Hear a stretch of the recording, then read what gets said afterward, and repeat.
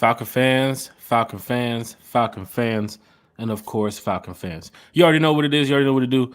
Jack Spade checking in. T Wills here one time for the fan episode 202. It's a beautiful day out here in Atlanta because the Atlanta Falcons schedule release just happened not too long ago, and we are excited because all the rumors are going to be put to bed now. T Will, yes, they are. it's over.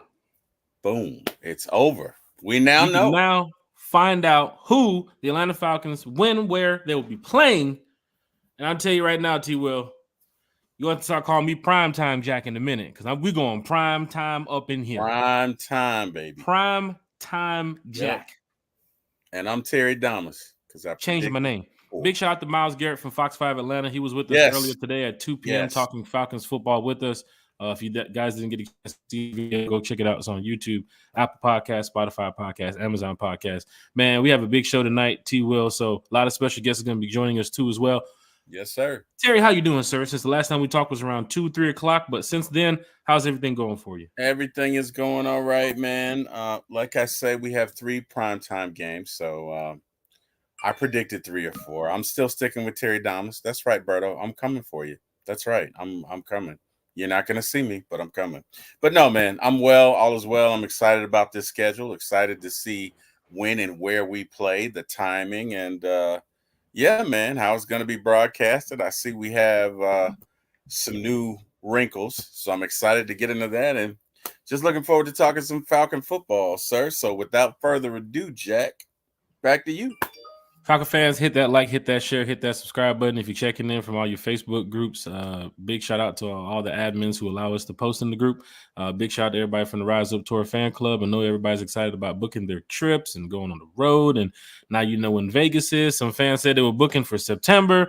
The game is not in September. So I hope you've already canceled those plans because, yes, we are going to Vegas later on in the year, Falcon fans. And then the primetime games that most fans were expecting against some of the revenge teams, the Revenge Bowl type teams, it didn't happen. We got some primetime teams against some primetime games against some pretty good teams here that we have to watch out for. So Falcon fans, hit that like, share, and subscribe button. Let's go ahead and get straight to it, man. We got some Falcon fans in the chat who want to talk Falcons football with us.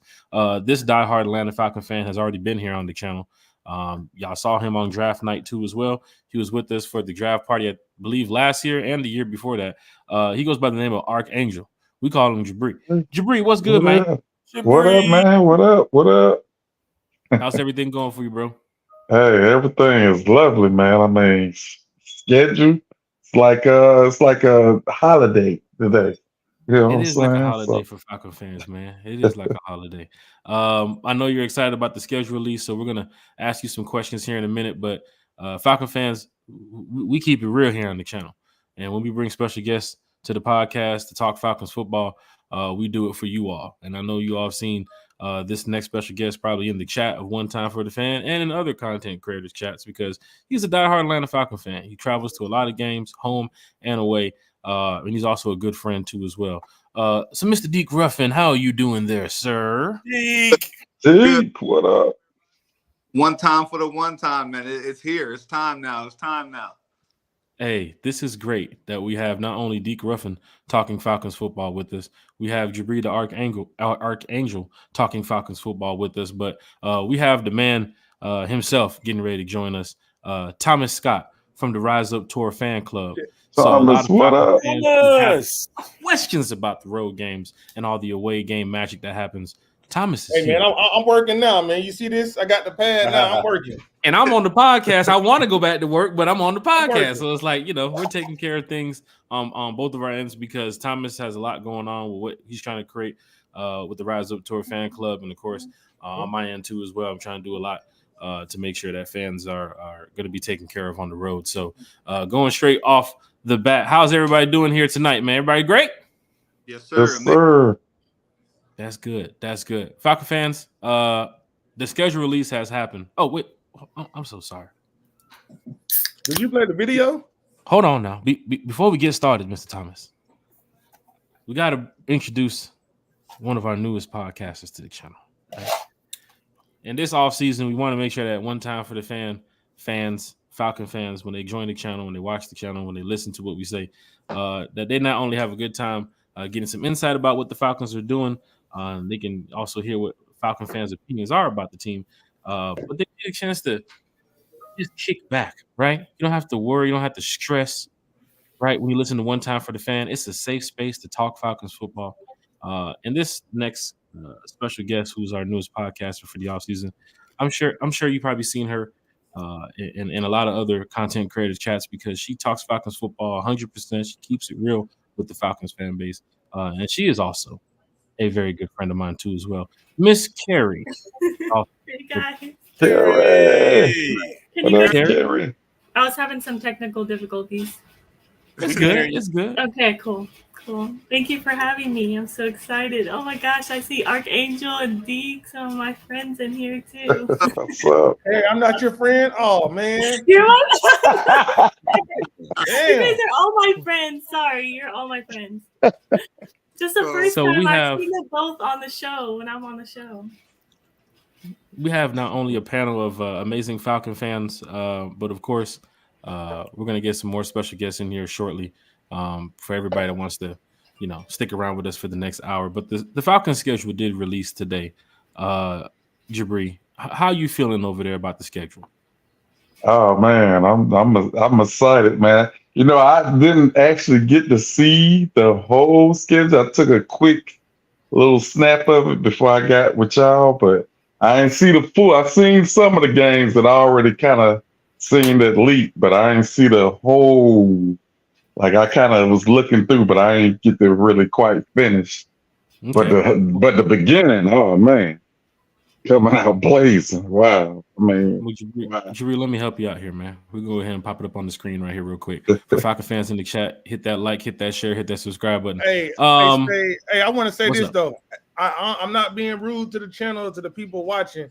I'm working at the same time trying to get this stuff out. So I'm listening. I'm here. So if my eyes are not on the screen, don't take that as disrespect. I'm just trying to get this stuff out there because my phone is blowing out like Adam oh Schefter. man, It's blowing up, man. and he ain't lying. He dead serious. Yeah. We'll make sure Wow. to So I'm here. say your name at least 10 times before you get a chance to respond. Like Thomas, you there? Thomas, you ready to answer? Okay, Thomas. okay. All right, cool.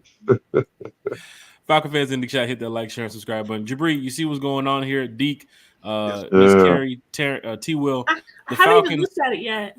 Oh, you haven't even looked at it yet. This is no, great. So I we was can trying go to get over. set up for this. Perfect. We can go over everything right now. Deke, first game of the preseason. Falcons have the Miami Dolphins, August the 9th, in Miami. So for Falcon fans that's looking to get a little quick vacation down to Miami, and I must say those preseason games, you get a chance to get, a lot of autographs and probably get a chance to meet the players too as well. Tickets are very cheap. But Deke, Miami, preseason game week 1. How you feeling, man? I'm feeling good, man. Like Miami's going to be a tough test for us. It's good to see the players get out there. Coach Raheem going to get a good look at the players. So that first test is going to tell him a lot of what he needs to know. He can form the game plan around and get this thing going, man. I'm excited for it. I'm excited for it. Deke, you're a diehard Atlanta Falcon fan, but you also travel to a lot of home games and away games. You are on the West Coast, correct? Yes, sir. Fresno, California. Fresno, California. Yeah. Falcon fans. Deke Ruffin is in Fresno, California, and he gets the opportunity during the football season to travel to the games. You also brought your family to a couple games too last year. Can you tell the fans that love to travel here, and for the first time travelers, just what it's like? What's the experience of just packing your bags and going to like an NFL game on the road? I would say for me, just to be honest with you, man, it's nothing but excitement. You have your mind flowing with what you're going to do, where you're going to be at, game, packing. It's all joy. I'm fortunate enough to never experience any kind of flight delays or anything like that. So I get in, I land in the city. Knows this. I always check the RISEUP Tour page to see where we're going to be at. And I get with my people. And we get it going, man. Like it's nothing but pure joy. Like everyone together trying to be there at a good space and rep our team. Seriously, there's nothing like it. Nothing like it. And you mentioned the RISEUP Tour Fan Club. You're also a member of the RISEUP Tour Fan Club, checking in from California, traveling to these away games. So how important was it for you as a Falcon fan just to link up with other Falcon fans and experience, a different taste of Falcon fandom on the road? Yeah, seriously, I came across this and I really like the RISEUP Tour was something I was looking for before I knew what exactly I was looking for. So I was on YouTube watching highlights, whatever. I came across the podcast. I was just listening to Big Low and you guys, and it kept mentioning the RISEUP Tour. So I went to the website and looked, and you can ask Thomas that same day. I must have hit him with 3 or 4 emails saying, "How can I join? I need to be in this. Let me get in." And from day one, man, I know it's been going for 6 years, but I've been a member for about a year now. I've dove in head first, and it's been amazing for me. Like truly a joy being a part of the group, meeting all you guys, going to the games. It's awesome. I look forward to this year and the future, man. Man, Falcon fans, hit that like, share, and subscribe button. I know fans are jumping in the chat, checking out other content creators too as well, because I know some other content creators are live right now. Big shout out to Bodie. Big shout out to Chase too as well over there at DFU. The schedule release is big for Falcon fans. It's like a holiday for us, right? And like Thomas said, he's over there trying to get his stuff situated with the RISEUP Tour Fan Club, because what we do on the road is put on events, make fans feel, a little bit more important on the road, because NFL fan bases look at us like, oh, the Falcon fan base, they ain't got nobody. They don't travel with fans. They don't ever pack out other people's stadiums. They don't make no noise. Well, Deke, you've seen it. We really do. Oh, yeah. Right? We can show up in Arizona. You saw Tennessee. Arizona was amazing. Well, all the trips were amazing. I want to add in too, Jack, for people listening, they're on the fence. You can jump in at your own level. Like, you can come to every single thing, or you can come to this thing and not come to this thing. It's not so strict where you got to hop in and you have to do everything. It's your own speed, your own pace, make it your own and enjoyable trip, and you're good to go. And the memories we make are amazing. He keeps talking about the memories. We also talked about, where fans become family over there at the RISEUP Tour. Jabri, you've traveled with the RISEUP Tour Fan Club. You've seen what we do on the road when it comes to, giving Falcon fans a brand new experience of just, entertainment and having a good time, and just really bringing that family environment together. What we're trying to do for the Falcons community. So, Jabri, give us a quick little introduction to who you are, so that the Falcon fans know, because they're probably looking like, who is this Archangel guy? I've never seen him before. Let the Falcon fans know who you are, and of course, what away game are you looking forward to this season? How did you see the schedule here? Man, I'm just a regular old diehard Atlanta Falcons fan since 1991, since I was like 11 years old. And the games that I'm looking forward to going to, oh man, that Philly game, I don't know, man. We're gonna have to see. Week 2 that Philly game, man. I don't know. We're gonna have to see about that one. If we can get a group, down there, like a group section, I might consider going there. Of course, New Orleans. That's without a doubt. I want to go to the Vegas game. I would like to go to the Broncos game. Of course, Tampa, and probably Washington. I want to try something new. I want to do some new ones. Of course, Carolina. Those some of the games I definitely want to go to. So for sure, man. I'm just excited now, man. Jabri, you went to New Orleans last year. For fans that did not go to New Orleans, just give fans just a little bit about your experience in New Orleans. I believe that was your first time in Stanksville, right? Yeah. Oh yeah. It was definitely lit, man. Especially the trip going there. Mr. Jack Spade over there, he was blasting his music.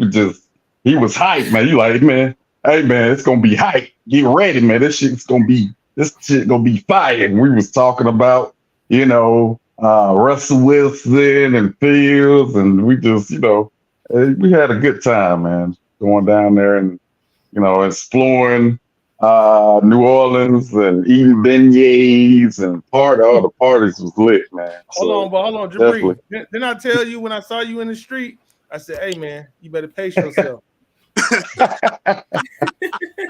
I did. That's Oh crazy. yeah, You yeah, see a fan yeah. in New Orleans and tell them Hey, you got I to called him pace on the yourself. corner. I said, hey, I said, look, man, we got a long way because it was 7, 8 o'clock in the morning. You're like, hey, where everybody at? I say, hey, man, you better slow down, brother. We got a long night ahead of us. Jabri's a fan. He'll call you and say, Jack, you ready to head out? Like, I bet. You ready? Like, all right, where you at? I'm in the lobby. Like, God damn, Jabri, I ain't even ready yet. Like, I'm sitting out here Oh, yeah. waiting on you. Jabri's ready to go. Like, it was his first time in New Orleans. He wanted to experience New Orleans, right? And when you get down Oh there, yeah.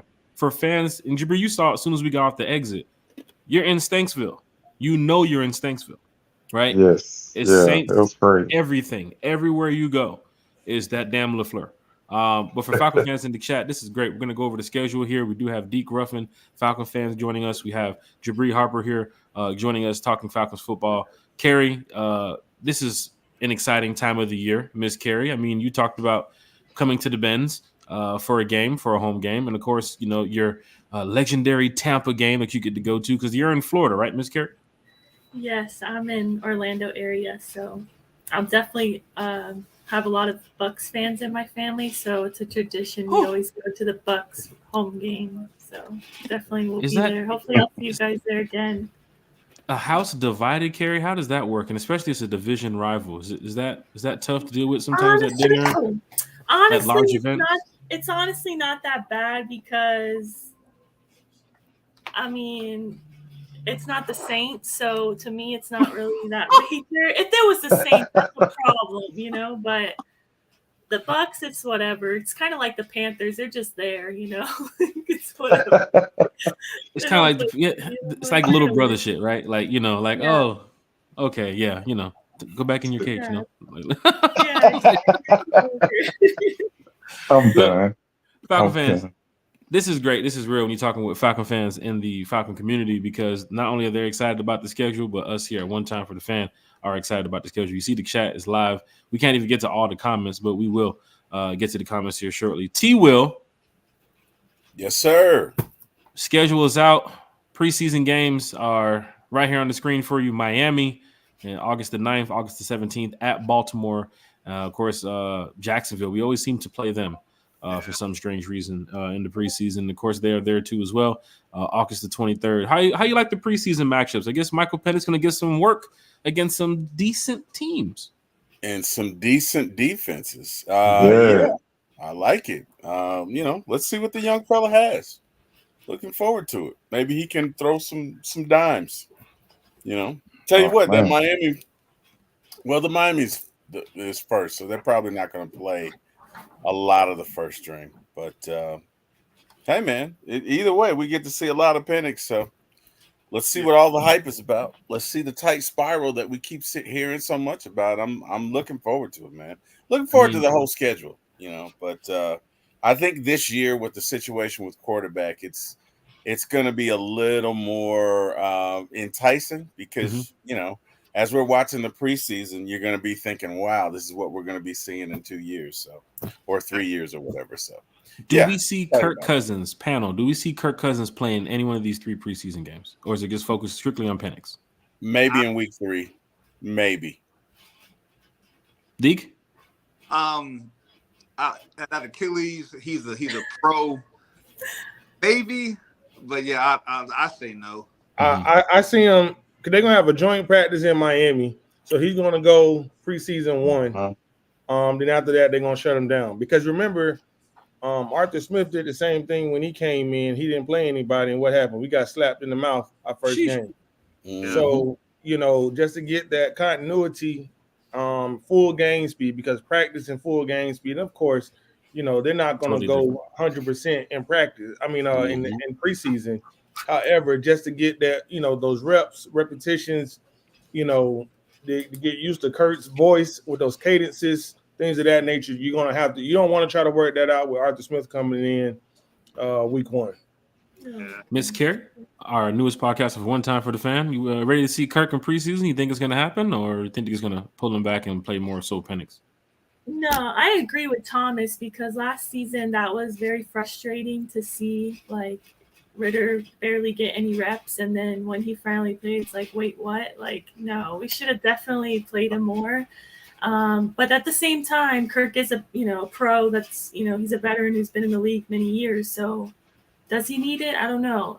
But like Thomas said, the continuity would be very good. So I don't see an issue with it as long as I don't think he needs to play all 3 games. Maybe just some reps in the first one.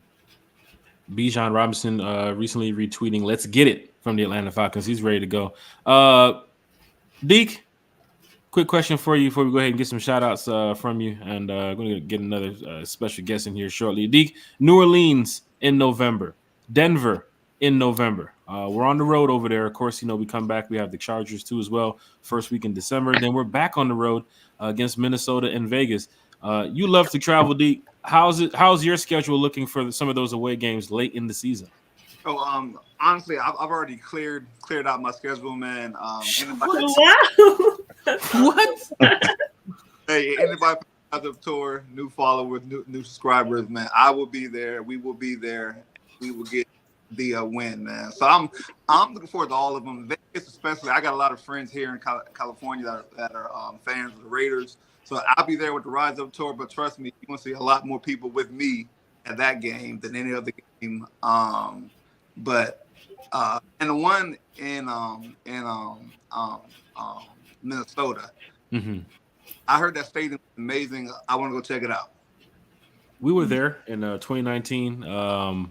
Thomas, we had a great time over there. The party that we had, I think it was Saturday night too as well. Then we had some other smaller events for fans to go visit Prince's property where he had, I think it was Paisley Park. They had it, and then we had some other fans go to Mall of America. I mean, there's some things to do in Minnesota, but I will say, I mean, around that time of the year, it's going to be cold because we went in September for week 1 and it was cold.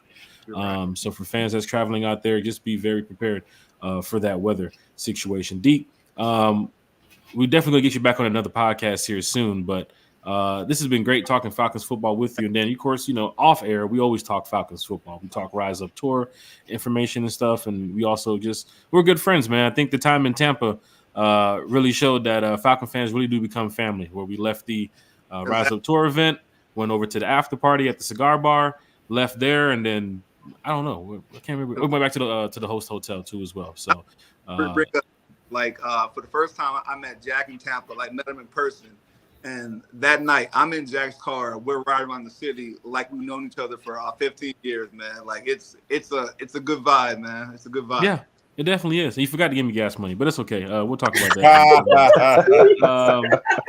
Yeah, don't worry about that. But it's a great time. I think Joseph Anthony was with us too as well. And when Falcon fans show up to events on the road, it's about the experience, about having fun. Because sometimes we do lose the game, but we have to get back to life 24 hours. 24 hours later, we got to go back to work. We got to take care of the family. But Deke, for you to travel all the way from Fresno, California, and you're going to be going to probably Philly this year. So you're going to be traveling probably across the country to Carolina, all the way across the country, just to go see your Falcons play, man. That is a diehard Atlanta Falcon fan. Deke, any shout-outs before we go ahead and get up out of here, brother? I want to give a shout out to you, Thomas, Jack, for starting this group. Shout out to one time to Bree, Terry. Yo, bro, we got a tough schedule this year. I ain't gonna lie. We let's take it to the street. I think it's connection. Connection might be choppy there, Deke. Oh. You good? You can hear us now? Yeah. Yep. Well, I mean, Deke, we do definitely appreciate the support here, not only from One Time for the Fan, but of course the RISEUP Tour Fan Club. And we're going to see you not only on the road, but probably at some home games too as well. 2 or 3. 2 or 3. Probably see you even in the off season before the season starts. You think you probably making any trips to Atlanta soon? You know what? I'm trying to go to training camp. I haven't locked that down yet. I'm trying to go to training camp. I want to be on the hill with y'all guys, man. Have you been to training camp? No, I have not. Oh man, what are you saying, D? Gotta go to at least games one. And you've never been to training camp? Yeah. That's one I need to go to, man. Yo, yes, D, sir. when the schedule drops for open to the public training camp, we got to get you out there, man. Hopefully a day or two.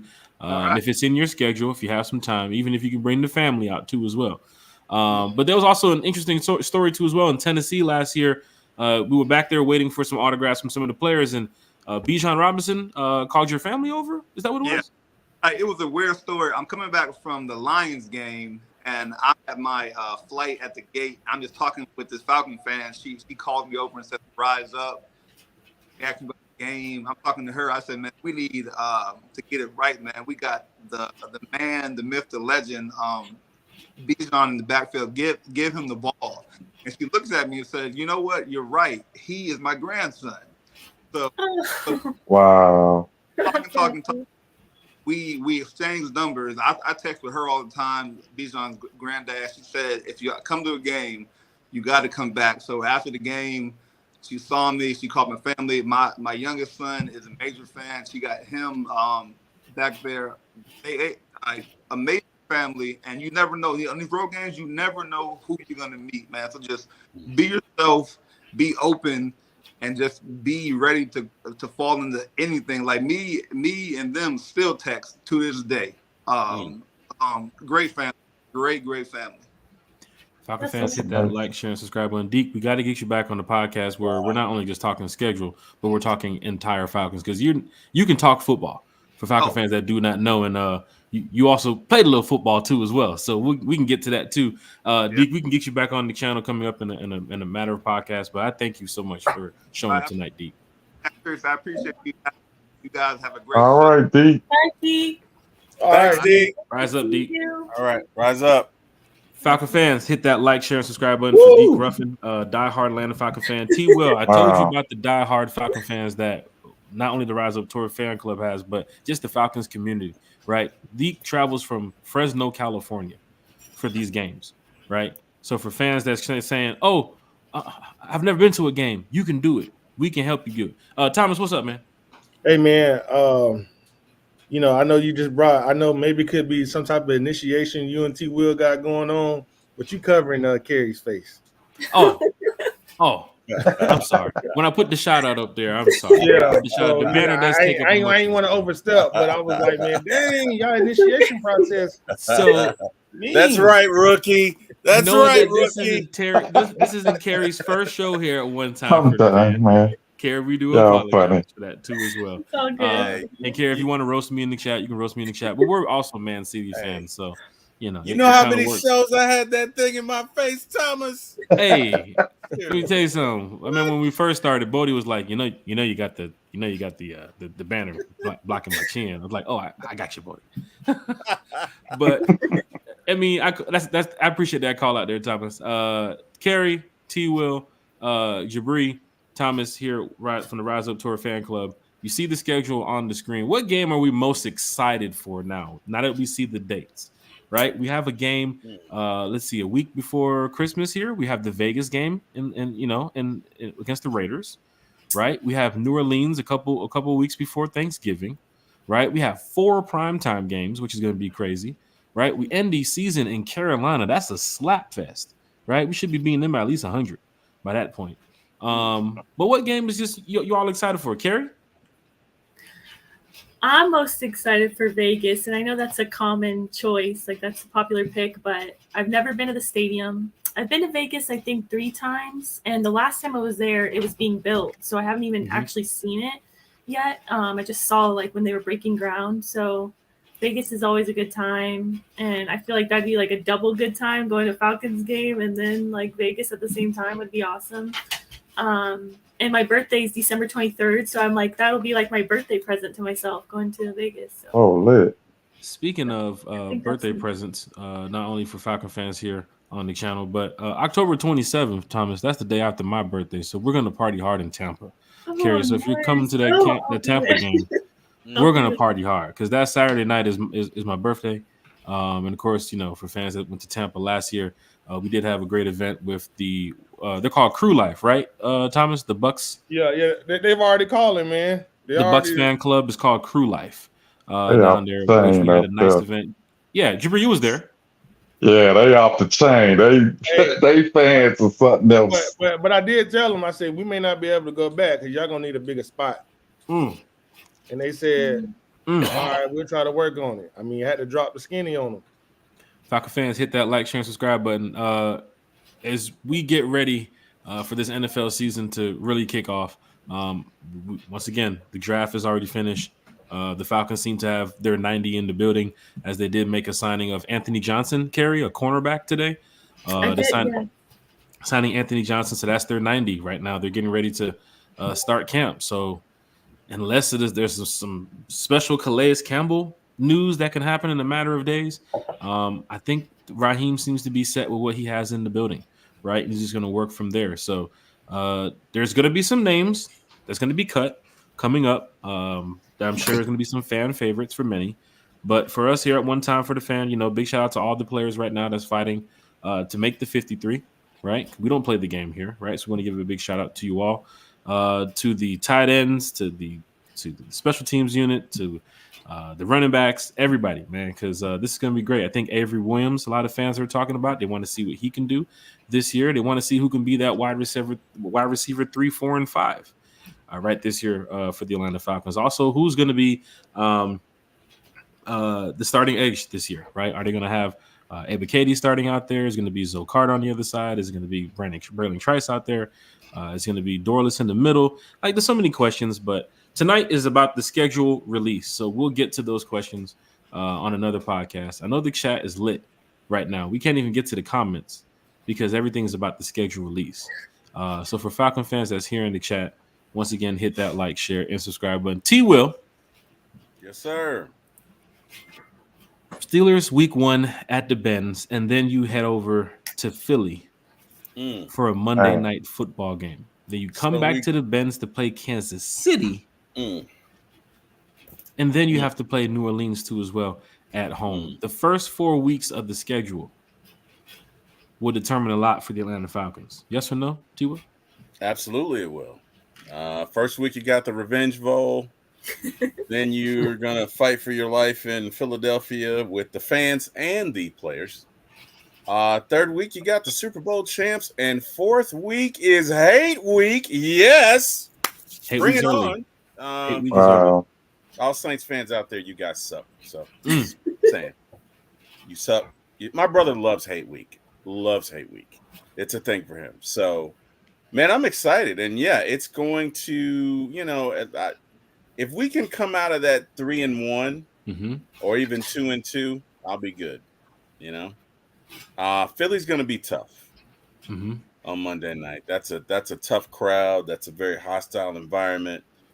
Especially if they lose to the Packers week 1 in Brazil. They're going to be pissed if they come back from Brazil 0-1. Yeah. But you know what? If we can get week 1 and 2 and maybe 4, I'll take 3-1. I'll take 3-1. I think that Kansas City one's going to be tough. Although, hey man, we could shock the world. We could come out and beat them. Not saying we can't, but that first week, that first 4 is going to be. It's going to be tough. But you know what? I'd rather get the hard games out of the way first. That's what I was going to say. Get them out of the way.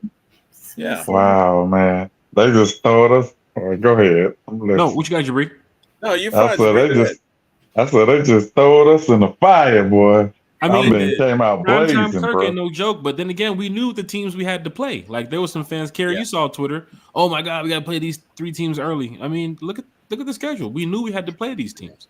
So it doesn't matter how the NFL would have stacked it up. It could have been Minnesota, Cowboys, and the Chargers first. They would have been like, oh my God, Justin Jefferson, and then the Cowboys, and then, I mean, that's what happens when you have a team that's getting ready to be on the up and up, right? Did you see this like Adam Schefter over there?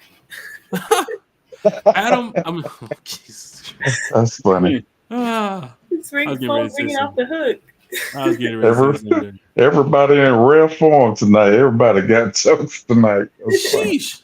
But for Falcon fans that's worried about the schedule, I mean, these opponents are going to look at their schedule and say, we got the Falcons week 1 or week 3 or week 7, right? I think the Bucs have to look at the Falcons and say that's a whole new, totally different Falcons team that they're playing from last year, right? I mean, especially with Kirk Cousins now, right? Of course, you get the Cowboys. I'm not worried about the Cowboys. Yeah, their fan base travels well. Yeah. The hate for Jerry Jones is there, right? I love those rivalries when it's not in the division, right? We do hate the Eagles, right? We do hate the Cowboys. Right, even some of us, we all hate the Patriots, and I think now because of that Jags fan in the chat, we hate the Jags too as well. Absolutely. So, it's a lot that's going to happen here this year. Thomas, I know you're busy over there working on RISEUP Tour Fan Club stuff. He's securing a new venue. Sheesh. What game are you excited for this year, Thomas? Home and away. Yeah, hold on one second. Oh, Hey, never mind. Jack, Thomas, you're on the phone. skip me. Go to Art. Can we talk to Biden? Can we talk to the president real quick? Matter of fact, No, we can't do that. I know we're playing in DC this year. Hey man, he's working on a deal, Jack. Let him. He's got the dog with him, so he's definitely working. The dog's with him. He's working. Y'all asses is crazy, man. Let's go around there. He's getting his Alex Anthopoulos on, man. Look. This is real here on One Time for the Fan. But when Thomas is on the phone with the president, he got the dog in his lap. Shit is getting serious here. It's serious. It's very serious. We got a diehard Atlanta Falcon fan getting ready to join in the podcast right now. Oh man, y'all asses is crazy, man. Man, we ain't even done yet, Jabri. You already know we do this Sunday, Wednesday, Fridays. Now we do these pop-up shows. This is why I watch y'all in the morning. Y'all get my day rolling smooth. Y'all be having me laugh and shit at work. So y'all get my day running good. 9 a.m. on Friday, breakfast with One Time for the Fan. We'll talk more about the schedule in depth. We'll talk about the players. We'll talk about, the coaches. We'll talk about the cheerleaders. You never know. But Falcon fans, hit that like, share, and subscribe button for our next special guest and diehard Atlanta Falcon fan, Miss Denise Moore. Hello, you doing, Miss Denise? Hey, Miss Denise. Hey, Denise. Can you hear? Can't hear you. I think you're muted. Audio's good. Nope. She tried to say how mine was. We'll get it going. Don't worry. We're good. No, we can't hear. It's good. No. Thomas, he's an electrician too as well. I was about to say, Thomas, I can run some wires from your building over there. You don't have like a grid over there you can't set up, Thomas? Oh yeah, he's on the phone with I the was president. trying to work out a deal, man. Let him live, Jack. Let him live. Come on. Can't hear you yet, Denise. For the audio, I think it might be on the output to laptop, or is it? I think that might be it. Nope. No. It's like draft night for Thomas, man, over there. He look like he at the draft. Hey, working out a deal, trying to get a player. Hey. What? There we go, Miss Denise. Yep. Yeah, we can hear you. Okay, great. Yep. Miss Denise, how's everything going? How's everything going for you? Everything's going well. I am on my vacation. I am in the French Polynesia. Just arrived in Bora Bora today. Oh wow! Nice. Excuse me. We got special guests here. Hold on now. The algorithm just went stupid now. We got a Falcon fan here live on location from Bora Bora? In Bora Bora. What? Man. I know you got your Falcons gear with you. I know you got some type of Falcons or Braves gear. You don't? I don't. And I'm sad about it. I'm sitting here looking at all Carrie's gear, her background. I was like, I should have brought something for this special night. It's okay. You're in Bora Bora. Can't be mad. Hey, let me tell you something. I love to travel. Denise, you're definitely a traveler yourself because it doesn't matter if it's Falcon season or if it's not Falcon season. You just love to get out there and just see the world, right? So I know you have trips planned probably for this year, now that the Falcons schedule has dropped. Any game that you're excited for this year, Denise? I'm like Carrie. I'm definitely excited for Vegas. I've only been out there twice, so I'm excited to go out there to the stadium and get to see the city again. And then the fact that we're playing them on a Monday night, that's even more exciting. Prime time game in a brand new stadium. Falcon fans, for those that's traveling to Vegas, you're probably expecting that Sunday game. Thomas, you travel to Vegas often too as well. You know about the red-eye flights coming back from Vegas. Now fans have to prepare for leaving on Tuesday, right? Because that game wouldn't allow you to get to a red-eye flight in time, right? You'd have to leave the game. It would. What time? It would? It'd be 5 o'clock. The game starts at 5 in Vegas. Because the last red-eye flight would be like around 10, so right? So 8. So flight leaves at 11. You would land back in Atlanta at 6:55. Okay. Probably before that, about 5:55. Okay. But it also depends on when daylight savings is too, though. That may screw you up. Okay. Falcon fans that is traveling to Vegas. I mean, I'm glad you just made that information. I totally forgot about that too as well. I'm thinking Red Eye King, man. Red Eye King. End Zone King, Red Eye King. Yeah, man. I gotta get back to the money. A lot going on in Vegas this year. We're not going to release any information yet from the RISEUP Tour Fan Club because some of the dates that we had earlier didn't really match up. It didn't match up with what we was trying to do. But I will tell you some of the ideas that we had for Vegas, if it was going to be that September game. Oh man, I don't even want to explain it right now. I don't want to give away, what we're getting ready to plan now. But the RISEUP Tour Fan Club, we're doing a lot out here for the Falcon fans. So big shout out to everybody who's traveling to any games this year. Denise, what about the home games? What games are you excited for when it comes to now being at the Benz? I mean, Arthur Smith coming back to the Benz. I mean, we do have some Giants fans. The Cowboys game is going to be hopefully not too many of them in the Benz. But Denise, you love going to the Benz too as well. You're a season ticket holder yourself. So what game you like this season with the Falcon schedule? I'm definitely looking forward to week 1. The the Steelers. Bring old Arthur Smith back and let him see what a real team look like, what a real NFL coach look like. The Revenge Bowl. Steelers week 1 for Falcon fans that's going to be going to that game. Please don't show up late to your seats because Steelers fans, they're going to walk in their Benz with the damn towels and they're going to want to be in there early. Denise, you've seen it before. They're going to want to be in there by the tunnels to see their team come out for warm-ups and practice. That's just how some fans love to travel. And, of course, Steelers fans do travel very well, too. So for Falcon fans that's looking to, sell their tickets to Steelers fans, hit up Jack Spade. I know a lot of Falcon fans. Denise, you know a lot of Falcon fans. Carrie, you know a lot of Falcon fans. We can get them tickets sold to some Falcon fans for you before you just throw them on StubHub and let a group of Steelers fans come grab them because we're trying to pack out the Benz this year. I mean, we got to create the hostile environment. Yep. T-Will, hostile environment is going to be full effect this season. We got the Cowboys coming to the Benz. You got the Giants coming to the Benz. Even Jim Harbaugh with the Chargers. They have a decent fan base too as well. So there's a couple hostile environment games, and then we have our Saints and some of the division rivalries. But how important is it for fans to be in their seats on time this season, pack out the Benz, show support for the team? In just your opinion, T-Will. It's very important. Hey, you can feel a vibe. You can feel it's the onus is on us as fans to make it as contentious as possible for the opposing team. You go to Philadelphia, you feel it. You don't even have to turn the volume up. You can see it.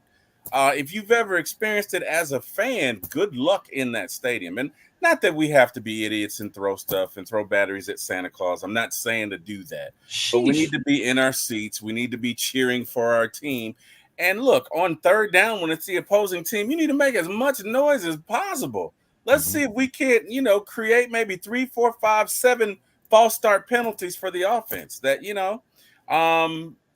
that's how we can impact the game. If we can be loud when it's time to be loud, if we can make it an uncomfortable game for the opposing team, hey, maybe that adds up to 1, 2, or 3 victories at home. So, Jabri, all for it. And we need to kill the narrative. Kill the narrative. Jabri, you hear what T-Will says here about the hostile environment. Of course, we have a lot of tough games, not only on the road, back home, but also at home too as well at the Mercedes-Benz Stadium. Jabri, we have another special getting ready to jump up in here, so I know you have some stuff to take care of, so I want to go ahead and get you your shout-outs too as well. But Jabri, just your thoughts about the hostile environment at the Benz. Oh, man, that's very important because the team feeds off of that. They feed off the fans' energy. They definitely, you even hear players talking about it all the time. So it's an actual thing. They really actually want you in the seats early because they want to feel it. They want to feel the wrath of the fans out there. So that's definitely very important. I always try to get in my seat early. You know what I'm saying? So before you're in your seat before the stadium opens, right, Jabri? Yeah. Hey, you already know. I'm in there trying to get my pen and everything. Hey, I'm in there. That's a sleeping up under the stadium. That's a diehard Atlanta Falcon fan for you. Jabri, your shout outs for tonight, man. We're going to get ready to get Berto up in here in a minute, but your shout outs for tonight, Jabri. Oh man, shouts out to the fans, man. Shouts out to Jack, T Will, man, Thomas over there, Carrie, Denise, man. Shouts out to all of y'all, man. Appreciate you inviting me, man. Thank y'all very much. This is it, man. Appreciate you, Deke. Thanks for coming on, man. Good to see you. That's Jabri T. Will. I think you said Deke. I'm sorry. Oh my God. I'm sorry, Jabri. I'm sorry. It's all good, man. It's all I good. called Zach Robinson, David Robinson a couple times. Oh, And fans were in the man. chat like I'm David sorry. Robinson from the Spurs. It's What? all, I'm sorry. I'm I know your sorry. name's Jubri. it's all good, man. Terry But and I I appreciate y'all having me on, though, man. Much Terry, love, man. Coming, man. What'd you say, appreciate- Carrie? Oh, Right to my head, not to my heart. We I was appreciate you gonna say coming. I'm sorry. Terry and I are always on the same page, and so I heard him call you Deke, and then I just said Deke too, and I know your name. I look back in the bottom of the chat, said Deke's back in here. I was like, okay, let me check it out. But Jabri, you know you've been on our podcast like 10 times already, so we'll get you back on the podcast again, bro. oh yeah, Terry, no doubt, man. Oh, shouts out to Birdo too, man. Y'all, shouts out to him. Yeah, appreciate y'all though, man. Thank y'all for Appreciate inviting you. me. All right. Appreciate you, Jabri. Have a good one, y'all. Terry, Big we're shout not out to going to bring up Jabri. the last time we were on the same page. We're just not going to mention it. We're not going to do it. Oh, you talking about the time we talked about Michael Penix on draft night, and Terry was like, "Oh no, that would just be a shot in the dark," and then they drafted Michael Penix. Hey, Jack. You set me up with that. Hey, let me say two things, and I'm gonna be out. I got some calls. Yeah, I know. And I need you to get on this call too here shortly. I ain't gonna rush you, but we got to talk about. Talk business. We got to talk. Got to talk some trades. You making some trades over there, Thomas? Some trades. I got some marvels. Trading some fake fans. But yeah. If I give anybody any advice, please wait about booking your travel, right? Because everybody's right now in America is trying to book travel. So the price may say $700 to go. Slow down. All right. It's going to be there tomorrow. It's going to be there the next day. Give it a couple of days. You can look at it, set your reminders or whatever. But if you're trying to do it right now, you're going to overpay and then you're going to be mad. Now, if you just want to go ahead and slide that Amex, go right ahead. But you want to save some money. And if you want to do the whole journey, this is where it starts, right? It starts being, not saying being frugal, but if you see a $200 flight, jump on it. But if it's $700 right now, just wait. That's going to be the best advice. That'd be the best advice I can give somebody, and especially if you're going to do all 8, right? Airlines do have sales. People forget that. Airlines do have sales. So just slow down a little bit, and you'll be A-okay. If you don't got to listen to nothing else I say. But if you just listen to that portion, I guarantee you're going to save me some money. Save yourself some money, and you can buy me a beer. Or you can buy me some Casamigos. Damn. Thomas, what kind of beer you like? Oh, man, honestly, I'm a cider guy. I like Angry Orchard. But it depends on my mood. If I just want to talk shit all day, I drink a Bud Light all day. But Hey, all right. I dropped the lime in mine, but I'm with you. I'm with you. Are you Brazilian, by the way, Terry? Thomas, real quick. He said you dropped the lime in there like what the Brazilians do. Thomas, real quick, as you can see here on the channel, just a Flash membership quickly before we get you up out of here. All right, so the Flash membership is something different. But please know there is a fine print to this Flash membership. It's not a full membership. Yes, you do get the email perks, you do get the emails, but you just don't get the full kit, right? Some people say, hey, it's kind of expensive. I'm unsure. I'm only going to go to 1 game, 2 games. That's totally fine. So we rolled out with this. So this is going into 11:59 tonight. We started it on Monday and we're rolling it out tonight. And then we have to shut it down because we have to make sure that people can get all of this stuff. And again, we got a lot of stuff going on at this moment. So it is limited. Please read the fine print. I don't want someone to try to roll up on me and say, man, I paid my money and I ain't getting nothing. Well, just it's in there. So just read it. And then also once you pay, another thing is going to pop up. Now, if you would like to upgrade your membership, want to do something different, you can hit membership. Jack, go to the membership page.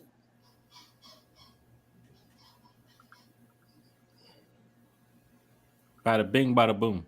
So you go to membership, you be able to get your full kit, and that full kit is going to be swagged out. So everything is not necessarily listed in there. However, you'll be able to get some stuff. So want to fit in, look good, have that swag, have that merch. Especially get on them challenge coins with us. I mean, we have fun doing this. Last year, some people got caught slipping without their challenge coin, without their membership coin. I did. And you had to buy some drinks. So just, those are those things that are going to be in there. But man, we're taking it to another level. So if you want to go ahead and do it, hop in. But I believe one time for the fan has a discount. Yep.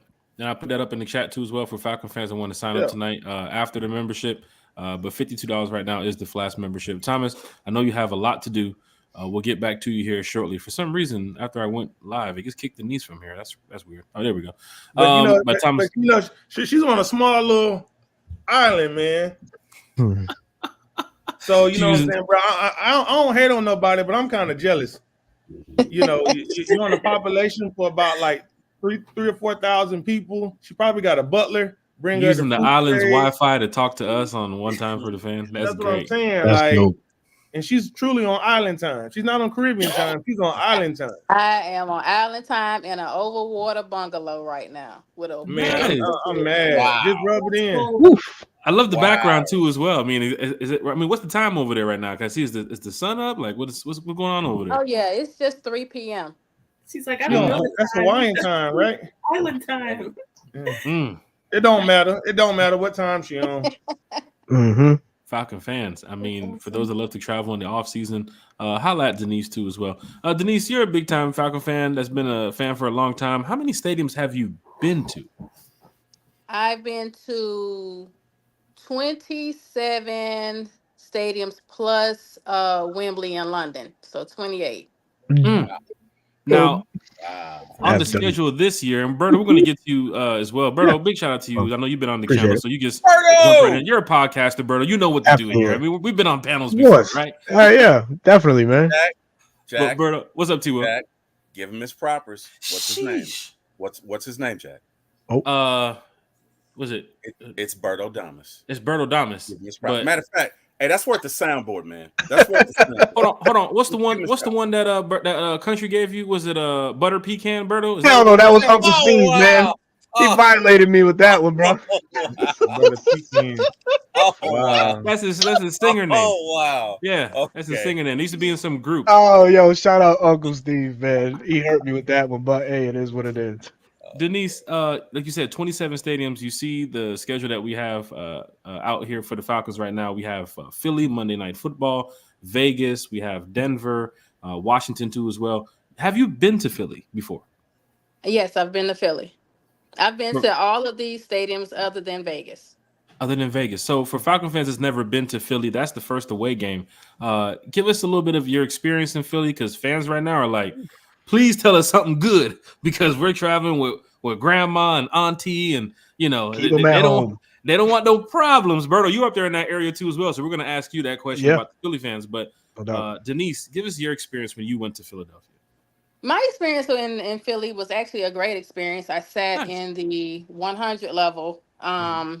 So I feel like the lower you sit, the better your experience is actually going to be. If you're higher up, you're going to have the rowdy fans up there, up in the 200, 300 section. Those are the ones that's going to be more prone to want to fight. Didn't have any issues wearing my gear, walking, to the stadium or anything like that. So I can truly say that was one of the, in spite of everything you hear about Philly, that was one of the best experiences I've had. Compared to some other people, because they do have that jail. So you show up, you show out, you're gonna get locked up. So, but they don't use it no more, though. They don't use it no more. Really? Nah, yeah, they don't use it no more. Well, that's good. That's good. But yeah, I locked up at a football game. How do you know? Well, because I remember when we went for the playoff game. I was talking to, like you said, if you sit next to a season ticket holder, or the lower you sit, you there that people who spends money, so they're not going to lose their money, so they're not going to get kicked out. So we were just having a conversation. He was like, yeah, fans really don't really come really because, you know, they have a bad rap. So, but the jail, they don't use the jail anymore down there, but they used to. See, I think fans are just used to seeing the videos of, you know, the Vikings when they had their playoff game there in Philly, how they treated the Vikings fans. And, of course, Cowboy fans all the time has videos popping up. But that's the division rivalry that they have with the Cowboys and the Giants and the Commanders. So for us, it's kind of just like a game. You know, you might get some rowdy fans every now and then, but I've had some friends, just like Denise said, it's just another experience that you just go to a game. You might sit in a rowdy group, or you might not even sit in a rowdy group. My friend, when he went to Philly back in 2019, he said it was just regular fans. Like, they just wanted to see a game and go home, right? Yeah, versus other sections, people was getting a little bit more, you know, out of hand. Thomas? Yeah, but so this is the thing. If you talk shit, then, you know what I'm saying, you can't handle it, don't talk shit, right? Because they're going to jab you back, you know, and you can't get mad, you know what I'm saying? They're going to call your mama a B word. They don't mean it personally. That's just how they, you know, that's how they get down. You know, so they ain't gonna try to hit you, but they're gonna try to provoke you to hit them. So now you're the one walking out, and everybody else is laughing at you, and it was like, for what? You know what I'm saying? So Philly's not that bad. Philly get a bad rap, man. Just you get in there, root for your team. Hey, look, set the rules early, man. Hey, look, don't touch me. I ain't gonna touch you. 9 times out of 10, they're gonna buy you a beer. So just sit back, cool, relax. You know what I'm saying? But if you in there and you looking for trouble, you're gonna find trouble. Yeah, it's just kind of how it rolls in Philly. Yeah, and a fan like myself, I usually get around to, you know, meeting the fans around my area wherever I'm sitting. So I let them know. If I'm too loud, let me know. If I get out of hand, let me know. But we're going to stand up on third down. We're going to cheer. But I know the section around me, so when I crack jokes, they can kind of understand who I am. Like, oh, that's a Falcon fan. He's cool. He's a fan, right? But I'm not going to be over there being disrespectful and rude and pointing hands and faces and start slapping beer out of people's hands, because that's when the trouble starts, right? But I've been to some cities where, you know, Chicago was a rough time that we had over there. We played them a couple years ago, the section that I was sitting in. Cleveland, too, as well. Thomas, that game where me and you met, there was a lot of fans behind us that was kind of rowdy for their Browns fan base. That the team wasn't even winning for the Browns at that year, right? So, I mean, Denise, you've been to a lot of stadiums, too, as well, like we've mentioned before. But what other stadium are you looking forward to going to this year? I mean, I know Denver is also pretty big, but what about like Washington? I mean, I know you've been to Washington, right? Yeah. I've been to all of the rest of them that's on the schedule. Denver it has been a good time for me. Minnesota has been a good time.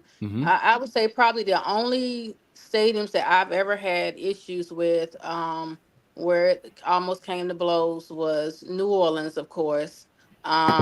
Jacksonville, surprisingly. Jacksonville. Yep, Jacksonville, and it was one other stadium. The London Jacks. The Patriots. The Patriots, which I believe we play next year in New England too. As well. Yep. It's gonna be tough. They suck as fans, and you know that's my area. That's where I'm from. So I went to that Fog game. I think was it 2017. Yep, that was the game. I was at that game. Oh my God, it was horrible. I mean, they make it a little too personal without knowing you. You know. Yeah. And you know, it's hard because you go in there and they test you. They're testing you, just like the Philly fans. They're testing you. But sometimes, man, they just kind of go a little too overboard where you got to be like, all right, man, listen here, bro. Chill out, man. You back the hell up, you know. And some people don't understand that. You're just there to have a good time, taking the environment. You know, a lot of people do it for the experience of the stadium. A lot of people love to visit stadiums. I'm one that loves to do that, so I like to take it all in. You just have, unfortunately, you have fans that will heckle the hell out of you. It's just you have to have a little bit more will to say, yo, man, just chill out. And then, like Thomas said, 9 times out of 10, man, they'll probably end up buying you a beer after it's all said and done. And that's exactly what you want to happen. But yeah, I'm with you, Denise, man. New England's a tough one. I've been there, and it's not a pleasant one. I live 45 minutes from that stadium. I don't go up that way unless I have to. And next year, I'll have to. But that's about it, man. Berto, diehard Atlanta Falcon fan. Like you said, you live up that way. Yes. Not too far from Patriotville, whatever they have going on up there. What games are you planning on going to this year? Because we are heading to Washington, which is close by your area. We have Philly too as well, which is close by your area. But what are you looking at when it comes to some of these games here? Vegas, man. Vegas. That's the trip, man. That's the one that a lot of us, within this content community world, we keep talking, man. Vegas is the go-to, so that's the plan. It's a Monday night game. It's gonna be exciting atmosphere, right in the thick of things. The playoff push, as some people may call it, games in December that matter the most. We got to go in full force, man. Because if this Falcons team is hot, we got to be there to support them 100%, man. So that's a game that I look forward to going. But I'm definitely locked for Philly, definitely locked for Washington as well. Berto, you just did a podcast with Bleacher Report too as well. I sure when did. the schedule would drop, all the leaks, all the rumors, all the reports, all that was put to bed now because the full schedule was out. What was your thoughts about the Falcons schedule? Is a Week 12 bye? You have Vegas late in the year, ending the season with Carolina. I mean, that's a slap fest. Yeah. Beginning of the season's early, but what were you guys talking about over there on Bleacher Report? So it was just me on the panel, so I had to break it down, introduce it. So I actually let the folks watch the trailer as the Falcons dropped it, so we were all, watching it. Which shout out to the Falcons, man. I don't think no one does it in the NFL better than the Atlanta Falcons when it comes to this schedule dropping situation, man. They just are elite at it. But I felt it was a front-loaded schedule. We have a lot of tough matchups early on, and then it kind of just eases its way through. And I hate to use the word ease because there's no easy game in the NFL, man. There's no, a lot of the times you can't say it's a gimme, but they kind of were on our side, let's say, towards the end, having matchups against division foe Carolina to end the season, the Giants, Washington, Minnesota. It's going to be an emotional game, the return of Kirk Cousins to Minnesota. So I think they did us a small favor, and lightened the schedule up towards the end for us. But it needless to say, man, I'm ready. I'm 100% ready. I feel great about this season. I feel great how the schedule was put in place. Although, like I mentioned, front loaded, it's going to test this Falcons team early and often, and that's exactly what we need. We need a good test early and often to predicate how we're going to dictate the teams going forward as the season gets dwindles down. Denise, I know you're over there in Bora Bora, and I'm sure the island wants their Wi-Fi back. So we're going to go ahead and let you up out of here shortly. But quickly, Denise, you traveled to all these cities, and you continue to travel again this year. I'm guessing even after the Falcons, or after you've completed all your stadium tour, you're going to go back and do it again? Like, are you going to be done traveling as a Falcon fan? Or are you just going to continue doing this? Or No, because you're almost there. Doing it. It'll just be based off of how I feel, the time of season the games are, and just whatever, based on whatever I want to accomplish during that time. If there's still things that I haven't seen in those different cities that we tour in. So it's just all about how the vibe of the schedule is in the future. And as a Falcon fan, what do you like the most about traveling to these away games? I love meeting other Falcons fans that live in those areas, nearby, that travel to the games. I love the camaraderie. I love meeting the other fans also because, oh my God, I'm sorry, I can't remember your name, but like the gentleman was saying from up north, Berto. Berto. Butter pecan. You meet the other fan bases, and and you meet a lot of really nice, cool people, interesting people. You never know who you're gonna run into in those different cities, and just being able to, because I travel a lot, just to see the different cities and just get to help the tourism industry wherever we go, however we can. As a fan, favorite food, favorite city? Oh man. I love seafood. So anytime we go to the East Coast, Baltimore, DC, I love the food there. Chicago, gotta get the deep dish pizza. So just anywhere, wherever, try to try a staple or if they have like a dish that's specific to them, to that region or that location, I try to get out and try it. But definitely seafood and the Chicago deep dish are my favorites. Falcon fans, hit that like, share, and subscribe button. Denise, you also have Atlanta Sports. Oh, go ahead, Terry. I'm sorry. I have one question go for you. ahead. What stadiums have you not visited? All the cold stadiums. Okay. So I haven't been to Kansas City, Green Bay, Cincinnati, Buffalo. Buffalo's beautiful next year. think Green Bay's next year. I think that's it. I think that's it. Okay. Because I've done you know, the two twice. So when you know the Giants Jets got the joint stadium, I've done those. I went to the old Charger Stadium in San Diego. Qualcomm. Mm-hmm. I've done the when Oakland was in Oakland, or when the Raiders was in Oakland. I saw when they was playing at the baseball stadium. I've been there. Mm-hmm. So but yeah, so those cold weather stadiums I still have to knock out. And right now, the way the NFL is looking, you're going to have to probably do another tour because the Bills are building a new stadium. The Jags are building a new stadium. The Bears are building a new stadium. A couple more teams. Tennessee is also building a new stadium too as well. So a lot of NFL teams right now are looking to say, hey, I guess the future is to build, you know, $3.4, $4.5 billion stadiums. Denise, you have Atlanta Sports Living Divas. For those here in the chat that do not know about Atlanta Sports Living Divas, can you just give us a little bit of information about what is your group that you have and what you all do? So the group was basically built I'm retired military and I retired in 2013. So when I retired, I came back to Atlanta, became a season ticket holder, and I wanted to meet because we do have a lot of female fan base, you know, so I wanted to meet other females and you know, try to build a nice little community because you know, even though we had the tailgates, you still didn't really have anything specific to the females. So I wanted to create a social media group that brought females together that loved Atlanta, not only the Atlanta Falcons, but all of the Atlanta sports teams. So we support every Atlanta professional sports team. So we started in probably 2013, 2014. And we're a small group, probably like 300-400, because it's more about quality, not quantity for me. So we basically started, you know, we would do outings. We would get together, go to Braves games as a group, go to Atlanta Dreams games, Atlanta Hawks games as a group.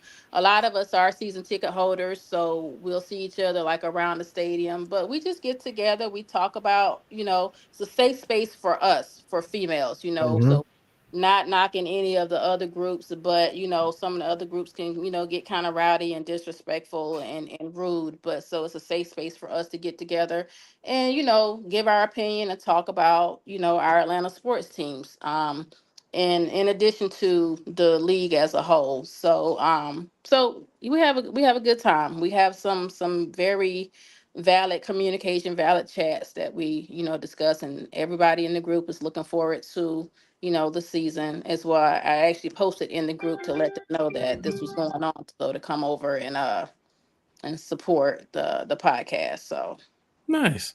Well, welcome everybody from Atlanta Sports Living Divas. Denise, if you give me the information, I'll put it in the description here of the YouTube channel. And we do thank you for your time today. Also, hold on, Jack.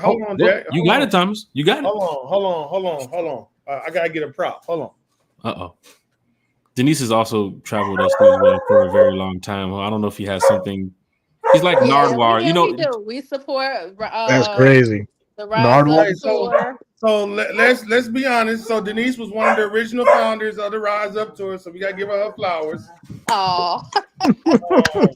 That's awesome. So she is one of the originals who helped founded the RISEUP Tour. So you know, I think a lot of us see Jack and some other people, but you know, Denise was one of the original. She had to have an ID number. It'd be like 004 or something like that. So she is one of the originals. So, but you know, I want that to be publicly, you know, be known. But Denise she contributed a lot. She still contributes a lot. But publicly, I want to give Denise her flowers on everybody. Which is true. Yeah, I see y'all done slipped me back in as admin in one of the groups. It's I don't know which one of y'all did it, but I got it. When it comes to, you know, diehard Atlanta Falcon fans, me and Thomas talk all the time, and you know, we're trying to do the best we can for the RISEUP Tour Fan Club so fans can have a great time. But you know, when it comes to, you know, giving fans their flowers, Denise, you know, I have to. Thomas, I ain't got no flowers. I'm looking around for shit. I'm looking around for stuff to give up. You know, and I got this Coke can right here for you, Denise. You know, this Coke can. I'm just playing. But you've been a big supporter of not only the RISEUP Tour Fan Club, but of course with One Time for the Fan, and you're a good friend too as well. So I do thank you for all the support, and I'm always gonna rock with you, Denise, all the way to the end. Now, you can give them people in Bora Bora their Wi-Fi back because they're probably sitting there in the dark, like, who is messing with the Wi-Fi? Who is messing with this stuff? No TV for them. Denise is over there taking all the bandwidth up, trying to scream over here to us here at One Time for the Fans. So Denise, thank you so much. Oh, your shout outs, Denise, before you get up out of here. Shout out to the Atlanta Sports Loving Divas. Thank you, ladies, for all you do. Altamise Thompson Gates, she's a huge contributor there. Allison Gibson, Latoya Roberts Hill, she's one my other admin in the group. So definitely want to thank all the ladies there, everybody that contribute to the group. And definitely thank you all for having me. I appreciate it. I enjoyed this. So definitely looking forward to the road ahead. A new regime here with the Falcons. I'm definitely excited. So looking forward to the start of the season. Falcon fans, hit that like, share, and subscribe button for Denise Moore from Atlanta Sports Loving Divas. Thank you so much, Denise, for taking the time out of your day on vacation to talk Falcons football with us. I mean, thank you so much, Denise. Dedication. I love it, man. That's awesome. Enjoy. Thank you. Enjoy your vacation. Hey, bring me back a shot glass or something. Bring me some cans. They too expensive. I ain't even buying nothing over here. She keeping it real. It's too damn expensive. Hold on, Denise. We got on here talking about away games and Bora Bora. That's the first time we mentioned expensive right here. Hold on. Let me make sure I call the right Denise this time. Yeah. Damn. Yeah. Definitely. Hey, thank you so a much, cheeseburger was $25. It's expensive over here. Sheesh. Wow. Thomas, that means no souvenirs for you. The picture is the souvenir. Denise will make it back safely too as well. We'll get a chance to see you in the off season. Of course, have some home games and some away games. So thank you so much, Denise. All right, thank you. Nice talking to y'all. Rise up, Falcon fans. This is great. Now, man, Berto, I'm glad you're here. What's good? Because you talk Falcons football. Carrie, our newest podcaster from One Time for the Fan, is Let's here. go. Hey, Jack, I'm gonna go ahead and drop off. Okay. And I may come back, but I'm gonna go ahead and drop off. Okay. I know we got some stuff to take care of too as well. It's a lot. This hour and 13-minute podcast has taken up a lot of Thomas's time for. I got you, brother. For a lot that we have to do with the RISEUP Tour Fan Club. Calls have to be made because dates are now out. And for those that know what we do with the RISEUP Tour Fan Club, we got to plan these events, Carrie, T. Will, Berta. We got to plan. And when we don't have a specific date, it's tough to speak to some of these places because they're like, okay, everything sounds good. I love what you guys got going on, XYZ. Oh, what time and day? Like, well, we don't have it. So it's like the end of the conversation, and they're like, well, why did you waste my time with this call if you don't have a time and date? But now that we do, there's some places that's still open in Vegas and Denver, so I'm sure we're probably going to make some calls here shortly. But Berto, you saw the schedule. Carrie, you saw the schedule. The fans that joined us earlier, big shout out to Deke Ruffin, big shout out to Jabri Harper, big shout out to Denise Moore, T. Will, Thomas Scott too as well. But we saw the schedule, Falcon fans, and I think we're all excited for what can happen here. Like we knew it was going to be a tough season, though they say it's going to be the weakest schedule. Berto, how the weakest schedule? You got the Kansas City, you got the Eagles, you got the Buccaneers who went down to the wire with us last year, and the Saints who went down to the wire with us. I think they're probably looking at weakest schedule because the Panthers are there. That's what I'm probably thinking. Valid. Right? Yeah, because they went 2-15. The SOS or the strength of schedule has the Falcons and the Saints as 1A and 1B. You can say that as far as who has the easiest schedule. And like I alluded to earlier in the show, man, there's no such thing as an easy schedule, man. Yeah. At any given point, any one of these teams on the schedule could catch fire at the right time, and we could run into a buzzsaw in that said team. So I just look at it as the opponent. Look at it. Week 1, week 2. Start every day 1-0, 1-0, keep that trend going. It is a very front heavy schedule, like I was saying, and it does kind of tend to ease off. With Carolina, I'm sorry, those are just gimmies to me, man. And I'm gonna go out on the limb and say that week 8-team matchup, don't be surprised if you see Michael Penix make a spot start if the Falcons are deep into this playoff conversation where they secure the spot, secure the seed, that will allow them to rest some of their veterans. I can see that scenario where Michael Penix, actually plays for the Falcons and he's on display at home in the season finale for the Falcons brass and fans. And by no means am I trying to stir up a quarterback controversy because that doesn't you wouldn't be exist. a reporter, would you? No, you Adam Schefter, no, man, you kidding me? Not Shefty, right? Not Shefty. Shefty. Who pointed it out earlier because she had me rolling because I was getting ready to make a comment and she made an Adam Schefter comment. And it's like, Carrie, why'd you do that? I was getting ready. Yeah, that's I was crazy. showing his phone going off on the screen. Right. Yeah, man. But I'm digging the schedule, man. I like it, man. It is what it is, man. I'm ready. This team is talented. This team has added a lot of great pieces. We solidified the most important position on the field, which is the quarterback position. Now it's time to go to work, man. It's time to put all this together, man. Carrie, you see what's going on here with the Atlanta Falcons 2024 schedule, home and away. For you, Carrie, I know you have some time to probably look over some of these dates, right? And we did talk about, you'll probably be at the Tampa game down there close to Halloween. And then you're probably going to make a game at the Benz too as well. You did mention Vegas too. But I'm trying to get the home opener again. You trying to hit the home opener too for Pittsburgh? I'm trying to be at the Revenge Bowl. Sheesh. I'm all for it. Arthur Smith doing this again, but this time it doesn't affect us. Right. For you, Carrie, because there are Falcon fans that hit social media earlier and they were like, "Oh my God, the schedule is tough." I mean, with Pittsburgh and the Eagles and Kansas City. What did you first think when you saw the schedule? Were you worried about any of these teams? Were you worried about the times, the primetime games, anything that Falcon fans would be negative about? Were you worried about any of that stuff, or were you more so like, no, I think Raheem got it. I think Kirk them got this. Yeah, I mean, you know me. I have full faith in Raheem, and I'm super excited about the team we got and the season ahead. But the only thing I would say, how Berto said, is that it's the tough opponents are basically in the beginning. So it's definitely a test to start the season, but can only get better. You start out tough and it gets easier. So I feel like that's probably good. Kind of a good test in the beginning of the season and gets easier from there. So, but other than that, no, I honestly feel like all these teams are beatable. The only one that it's a very tough to beat is obviously the Super Bowl champions and Patrick Mahomes Chiefs. But other than that, I feel like we could easily beat all these teams. Did any of these games or time and dates shock you, Carrie, or was you pretty much like, oh well, I didn't expect 3 or 4 primetime games, but hey, I'll take it.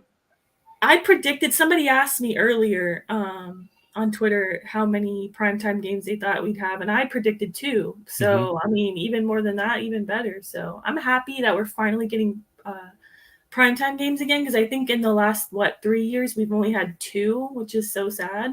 So I'm excited about that. I'm excited for, the whole NFL world to see all these weapons we have on offense that we've been enjoying, but not everybody's been seeing. And the only thing that I was surprised about is that I thought the Cowboys would be a primetime game. Not gonna lie, I thought maybe that would, or the Vikings. Those 2 games, I thought one of those would be primetime. I mean, obviously they like drama, so I thought, Kirk going back to Minnesota, I thought that would be primetime, or Cowboys because it's the Cowboys. But that was the only surprise for me. Berto, I know you have a lot going on over there with 95 North Falcons Talk Show. How was your day with 95 North? I know you went live earlier. You're probably going to go live again. I know you have some more assignments, but not only with 95 North Falcons Talk Show, what you have going on today and the rest of the week, but how are you taking this schedule release? Loving it, man. Loving it. I'm glad that it's finally unveiled and we know what the opponents are, times, dates, you name it. It's all there. Time to make plans and go to these games. And what a better time to become a member of the Rise Up Tour than right now with the schedule unveiled today. But looking at the schedule, like I mentioned, man, there's a lot of favorable matchups. It's a winnable it's a winnable schedule. I feel like the Falcons can squeeze out a good 10 to 12 wins, and I'm not trying to sound biased, but we have elevated at key spots, so we have to put that on full display. I know that there's first year coordinators with Zach Robinson and Jimmy Lake, but there's good brain trust behind. There's a lot of experience on this Falcon staff that can guide these guys or help these guys if things go a little sideways. So full faith in this, in Coach Raheem Morris and company. I think that the best Falcons football is going to be right before our eyes, and I'm glad that Coach Raheem Morris is spearheading that into the future for these Falcons. So this schedule here, I'm good. I'm just ready, man. I'm just ready, bro.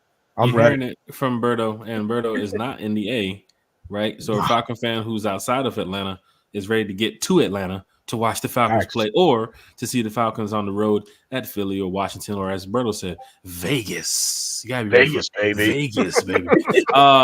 Berto, 95 North Falcons Talk Show. Before you get up out of here, man, your shout outs, where can we find you, your social media? You've been here on the channel before. I know you're trying to catch up to Myles Garrett in an appearance here on the channel. Man, he's a regular. I love it, man. Shout out to Myles Garrett. You guys put on a great pod earlier today, man. So for those who missed it, go back and visit One Time for the Fan, man. You'll not be disappointed, man. Always A1 content there, man. But as for me, of course, your boy Berto, your host of the 95 North Falcons Talk Show, and also your exclusive Bleacher Report content creator for these Atlanta Falcons. That show is on the Bleacher Report app as we speak, man. Just finished not too long ago, unveiling the 2024 schedule release. I have a prediction of wins and losses there, but I'll save that for the folks that want to go ahead and replay the show. But to y'all, I appreciate you guys letting me come through.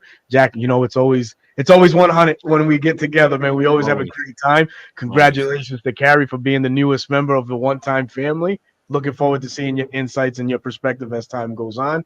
But man, I'm ready. Like I stated, it's rise up. It's 10 toes down on that. And like my guy on the mark says, it's all about logo business. So I got to handle some things right quick, man. So I appreciate your time for letting me on. Shout out to everybody in the chat, man. Shout out to all the content creators, man. It's a good time to be a Falcon fan, and let's go, man. Rise up for sure, 2024.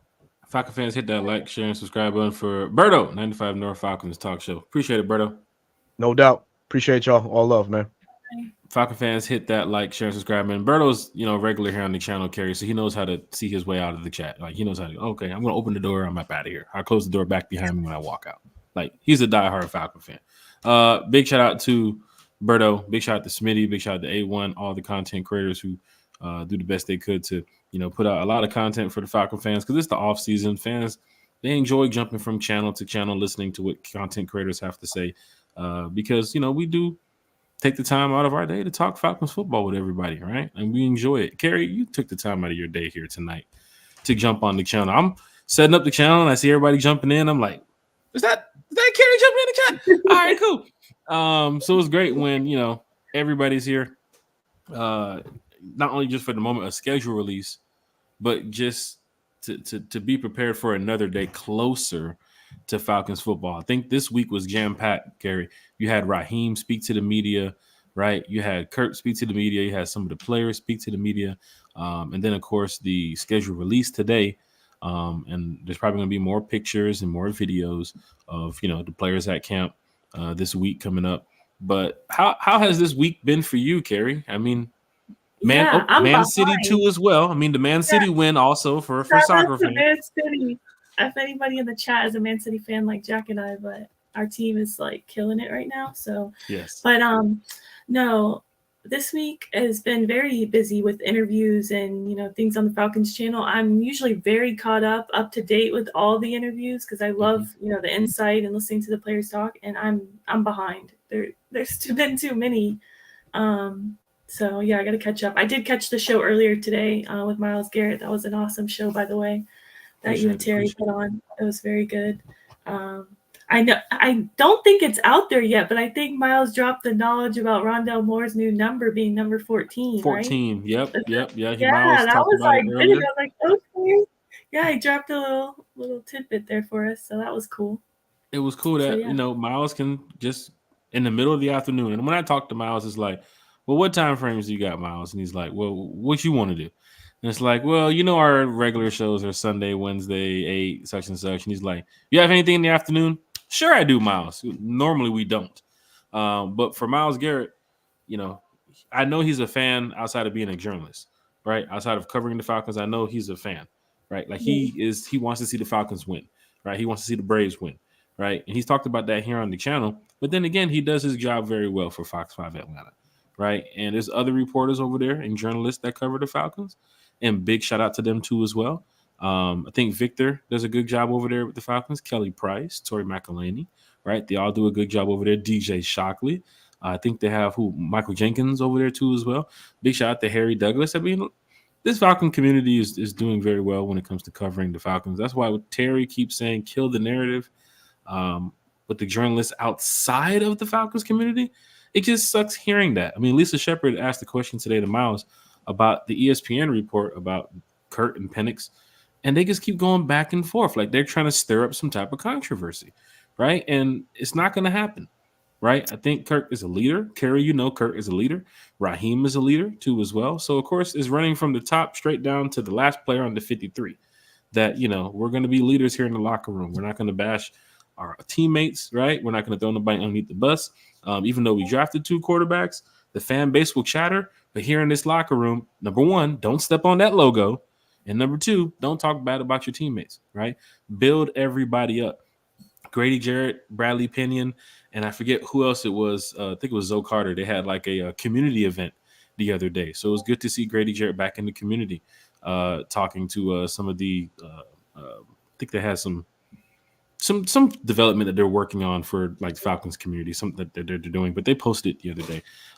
Matter of fact, Brett, huh? Go ahead. I was going to see, I saw that Bijan and Grady and was it Jesse Bates? Maybe they were talking to all the rookies. Did you see that? And explaining about giving back to the community. That's what it was. That's what it was right there. And Bradley Pinion too as well. Yes, those 4. Oh. And they were, I guess, talking to all the, the new rookies from this year and telling them all about giving back as a Falcons player. And that's good because, Arthur Blank doesn't play about not only bringing in players, that, fit the culture here in Atlanta for what the Falcons need as a player, but off the field too as well. He needs community guys, right? He needs the guys to be out there working with the community, that West Side Works program that they got going on, the Arthur Blank Foundation, everything they got going on.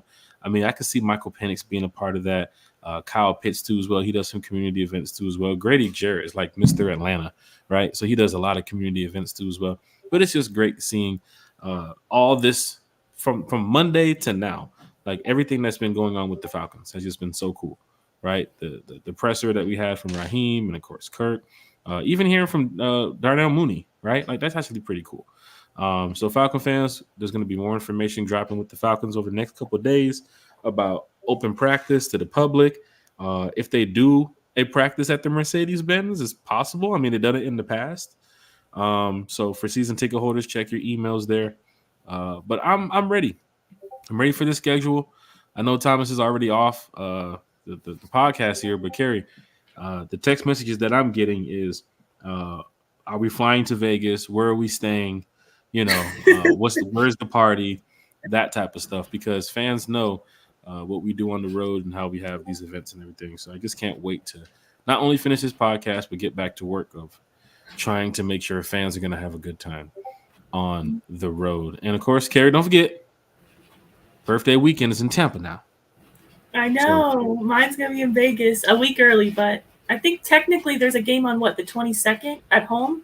Maybe that'll be my birthday game. I don't know. The 22nd, yes, it's the Giants. Oh, okay. Maybe I'll have to. I don't know. My birthday's the 23rd, so we'll see. Falcons Giants at the Benz. Okay. So for the Giants fans that don't want to be outdoors close to Christmas, they can come get warm over here inside the Mercedes-Benz as we not only give you reasonable price food that's affordable, but we're also going to kick your teeth into as well on the field. Not the F1 prices. Shit, not the F1 prices. We don't do that over here. We do not do that over here. Atlanta United just lost again. I believe that's their 5th in a row. Yes. That is sad to see. What about the Braves? The Braves. Let's check on those Braves, shall we? Oh, they're losing too. Oh no, 7-1.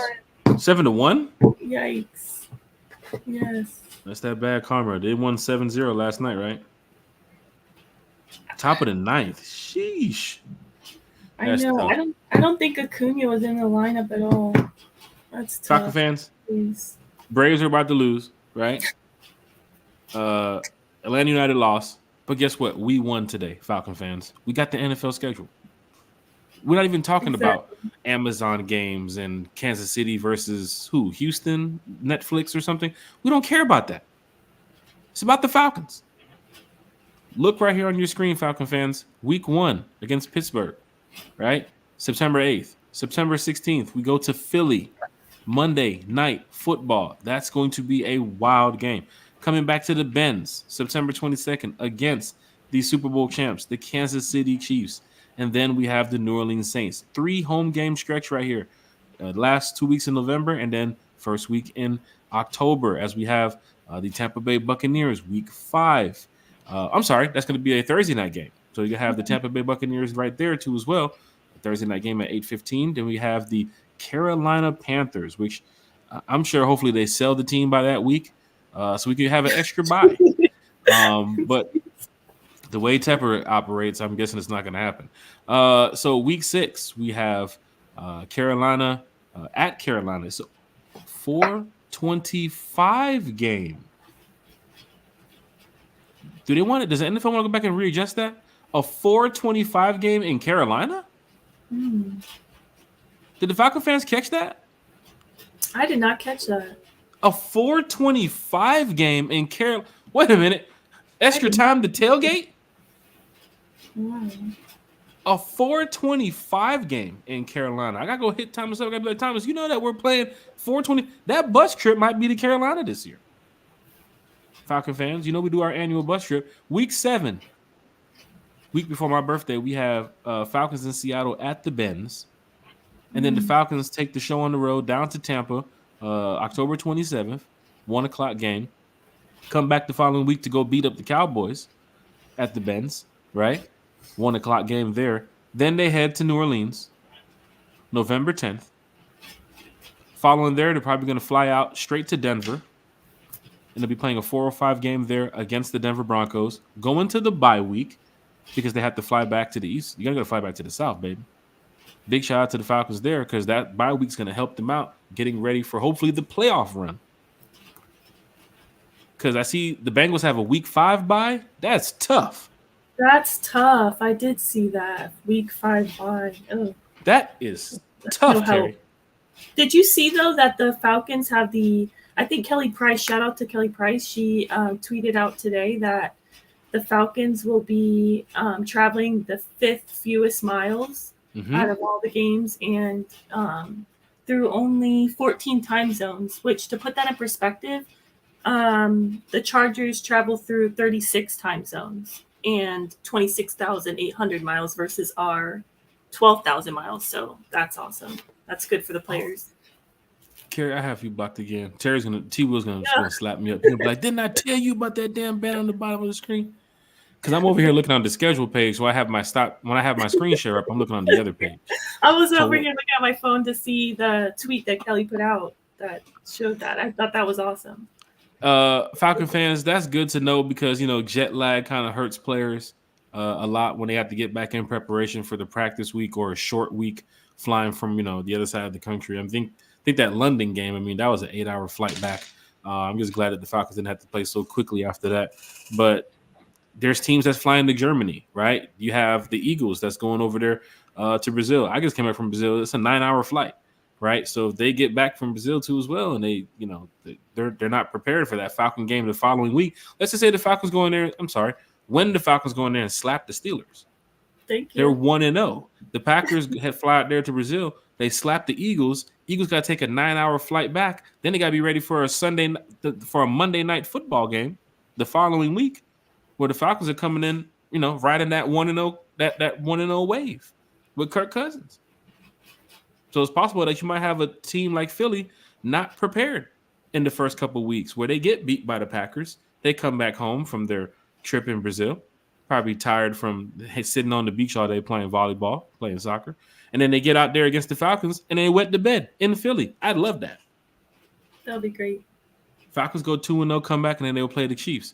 But for fans here in the chat, after the bye, you have the Chargers, right?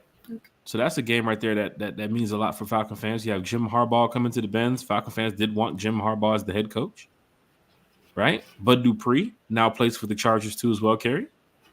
Oh, man. Sheesh. After that, you have the Minnesota Vikings. So for fans that wanted the Revenge Bowl to be a primetime game, it's not going to be a primetime game. It's going to be a 1:00 game in Minnesota. And we mentioned this earlier. If you're traveling to Minnesota, it's going to be cold. We were there, RISEUP Tour Fan Club, back in September 2019 for the home opener. It was very cold. And that was September. And it was cold. So be prepared for that. For Falcon fans traveling to Vegas the following week, that's low 60s. And you know, at night with Vegas, it can get down to the 30s and the 20s. Jack, will you believe me if I tell you I went to Vegas one time and it was snowing? I'm not even kidding. That was like in 2019, I think. It literally was snowing. Not on the strip. I mean, the strip was freezing, but just off the strip, like in the neighborhoods, because I drove there. Yeah, there was snow on the ground. It was crazy. I'm like, I did not know it gets that cold here. And for Falcon fans that's going to be making their way out there, I know y'all was expecting hopefully the September game from some of the leaks that we saw earlier, but you know they do have a lot of heated indoor pools, so you can still bring your bathing suit. But I wouldn't get off that plane wearing shorts and a t-shirt. Not that week going to Vegas. You come back from Vegas, Terry, and then we have your birthday, right? We have the New York Giants versus the Falcons at the Benz, right? So you get to hear those Giants fans. Yo, go Giants. You get to hear those Giants fans, right? Then the following week, you go to Washington, which says to be determined on the time and the date. And I want to go ahead and put this out here, Carrie, as I look at the schedule. If the Falcons are doing very well up until this point of the Week 17 and Week 18 matchup, Carrie, it's possible you might have one other primetime game. Good point. Or I think also like Berto Amazon brought up a good point about Week 18 as well. I honestly didn't really think about that, about the whole Penix thing. If we've already secured playoffs, I mean, we've already won the division by Week 18. I mean, rest him up for the playoffs. It's possible. I really didn't think of that. But Carrie, outrunning the South means even by Week 18, you knew you're going to make the playoffs. Carrie, outrunning the South also means by Week 15, coming back from Vegas, you know you're going to make the playoffs. So Penix could play against the Giants. He could play against the Commanders. That's the mindset of how the 49ers and the Eagles and the Bills, the Ravens, the Chiefs, they know around this time, 14, 15, they know they're going to the playoffs. That's going to be us. It has to be us. That's what outrunning the South is. Carrie, this year, you're a Falcon fan. Carrie, we can't go into this season, going to Week 18, hoping the Bucs lose to the Giants, hoping the Saints lose to the Eagles. We can't do that. This is not what we signed up for. We signed up for this team being prepared to, honestly, if you're that damn good looking at the beginning of the season, when you get down to Week 14 after you beat Minnesota, because you're going to beat Minnesota, that Week 15 game, that's that West Coast game. Matter of fact, you might even get a chance to see Penix right there. That would be awesome. You know, just an opportunity to where, not saying he's going to start, but he can get some PT. And I'm not for the Penix sitting on bench for the whole season. There's going to be games where Kurt might have to come out where, you know, something might happen with his finger. He needs a play or two off, right? Or he might have to get, you know, taped up on his shoe or something. You've seen it happen, right? Pat Mahomes didn't sat out a play or two. Right. And then he didn't got back into the game. We didn't seen it before. So it's possible that Michael Penix can get out there and just get a couple snaps. But like Philip Sapp said, and big shout out to Philip Sapp from DFU, if you're winning the game 35-10, why is Kirk Cousins in the game? If it's the fourth quarter and you're up 35-10 or 27-9, and you got the ball with 4 minutes left to go, why is Kirk in the game? Put Penix in. Ain't nothing wrong with that. Kid can learn a little bit better being in the game, knowing that the game is already wrapped. You already won. It's a 2.5 touchdown lead, and you got the ball with 4 minutes left to go. I mean, I'm for it. I'll be so happy if we have those big leads. this season, because it's been a while, to be honest, Jack. Like, yeah, we've won like 7 games last few years, but we've had close games, close wins. I want to blow people out. I want to get back to that. Is why it's kind of hard for fans to understand that we haven't had those dominating wins to see the backup come in to secure the victory while the starters over there laughing and chilling. The Bills have done it. The Ravens have done it. It's been a while. The Chiefs have done it. The fourth quarter, 2 minutes left to go. They come out from that commercial break. Oh, Tyler Huntley's in the game. Oh, Dave Daniels in the game. Falcons, not Tyler. Chiefs appear to be Pat Mahomes on the sideline because they pulled the starters. The game is over. So you put your backup in, and that's where Penix gets a chance to shine. Now, I know Falcons fans are going to say, oh, no, do it at home. Do it at home. The fan base will go crazy. Don't do it at home. Do it on the road. Fans will go wild if it happens at home. But that's just what I see for the Falcons this year. If you're already smacking the team up by 2, 3 or more touchdowns in the fourth quarter with a couple minutes left to go, put Penix in, right? You already, if you're having a winning season, put the kid in, right? What are you going to do? Go in there and throw 3 interceptions and give the team back the chance to go score and win the game? No, wouldn't happen like that. So, Falcon fans, hit that like, share, and subscribe button. This has been great talking Falcons football with everybody who's on the panel tonight. A lot of diehard Atlanta Falcon fans, and of course, Berto, who's also a fan and a content creator here in the Falcons community. Carrie, I do appreciate everything that you've done here with One Time for the Fan, and being a fan of the Atlanta Falcons too as well. I mean, we've chatted before about the Falcons. We've talked about soccer, right? We talked about the Braves. You might even be a Georgia Bulldogs fan. Hopefully, you're a Georgia Bulldogs fan too as well. No. Go Dogs! She's probably gonna say go Gators. That's where the family's like, yeah, we got her there. We got her there. She's still a Gator. Okay. Well, you can't have it all, Jack. You can't have it. Just don't say Florida State. Jesus. No, sorry. Yeah, I'm just gonna stay quiet. Yeah, I'm guessing I know what the team might be, but until that day when we find out what that team is, Carrie, we thank you for joining us. Right? It's all about the Falcons. Falcons, and Man U. Oh, sorry. Oh, Man City. Oh, I gotta edit that. No, I gotta edit that. And Man City. Falcon fans, hit that like, share, and subscribe button. Carrie, thank you for tonight for joining us here talking Falcons football. We're gonna make sure this summer is entertaining for you as well here on One Time for the Fan, because you do a good job of sharing information with us about the Falcons, when we're busy during our days or have some things to do. And when it comes to being positive about the team and about the future of the team, you are a true diehard Atlanta Falcon fan. So, Carrie, I do thank you for joining us here at One Time for the Fan. And fans here in the chat will see more of Carrie. Carrie, any shout outs before we go ahead and get up out of here today for I know you have some stuff to do. Yeah, even though it's cutting me off again. Maybe if I say it like this. Shout out to you, Jack. Shout out to Terry. Shout out to everybody on the panel tonight. I had such a fun time. I'm so excited about the season. Shout out to everyone in the chat. It was an awesome show tonight, and I'm so excited for the rest of the off season and, one day closer to the actual season getting here. So now we know our schedule. I'm so excited. So thank you. Falcon fans, there goes. Cubs beat the Braves. No. Was it 5-0? 7-1. 7-1. Yeah, but we won the series. With that, you just want to win the series, right? It's 162 games. If you win every series, you're guaranteed to win typically 100 games. So we won the series. Yeah, we'd have loved to sweep them, but hey, it doesn't work that way sometimes. T-Will, Carrie has to dip up out of here. We got like 5 more minutes left in the show. Anything you want to say to Carrie before she gets up out of here? Carrie, welcome to the team. I'm excited to work with you. And man, I mean, looking forward to all the tweets and posts. Like Jack says, you keep us informed, right? That tweet game is fire, man. It's like, oh, wow. Okay, there's one. And then there's another one. So looking forward to that. And hey, you know what? Maybe Kirk will win a Super Bowl and Penix will win a Super Bowl. And we'll be heroes, you know what I mean? Because we called it like in a joke, but we still called it. So there you go. All good. You're right. Yes, I love it. Appreciate everything, Carrie. You've been on this channel here before too as well. So, We'll definitely get you back here one time for the fan. This is y'all gonna see Carrie a lot more this offseason, y'all. So just be prepared for it. Carrie, thank you so much. Bye, guys. Thank you so much.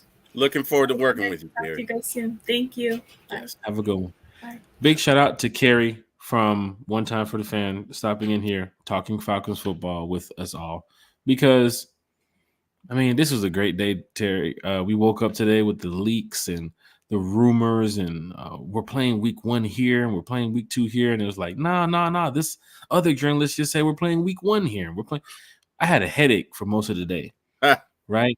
And it got to a point where even fans would hit me up and be like, is this true? Is this true right now? I'm getting ready to book. I'm getting ready to do this.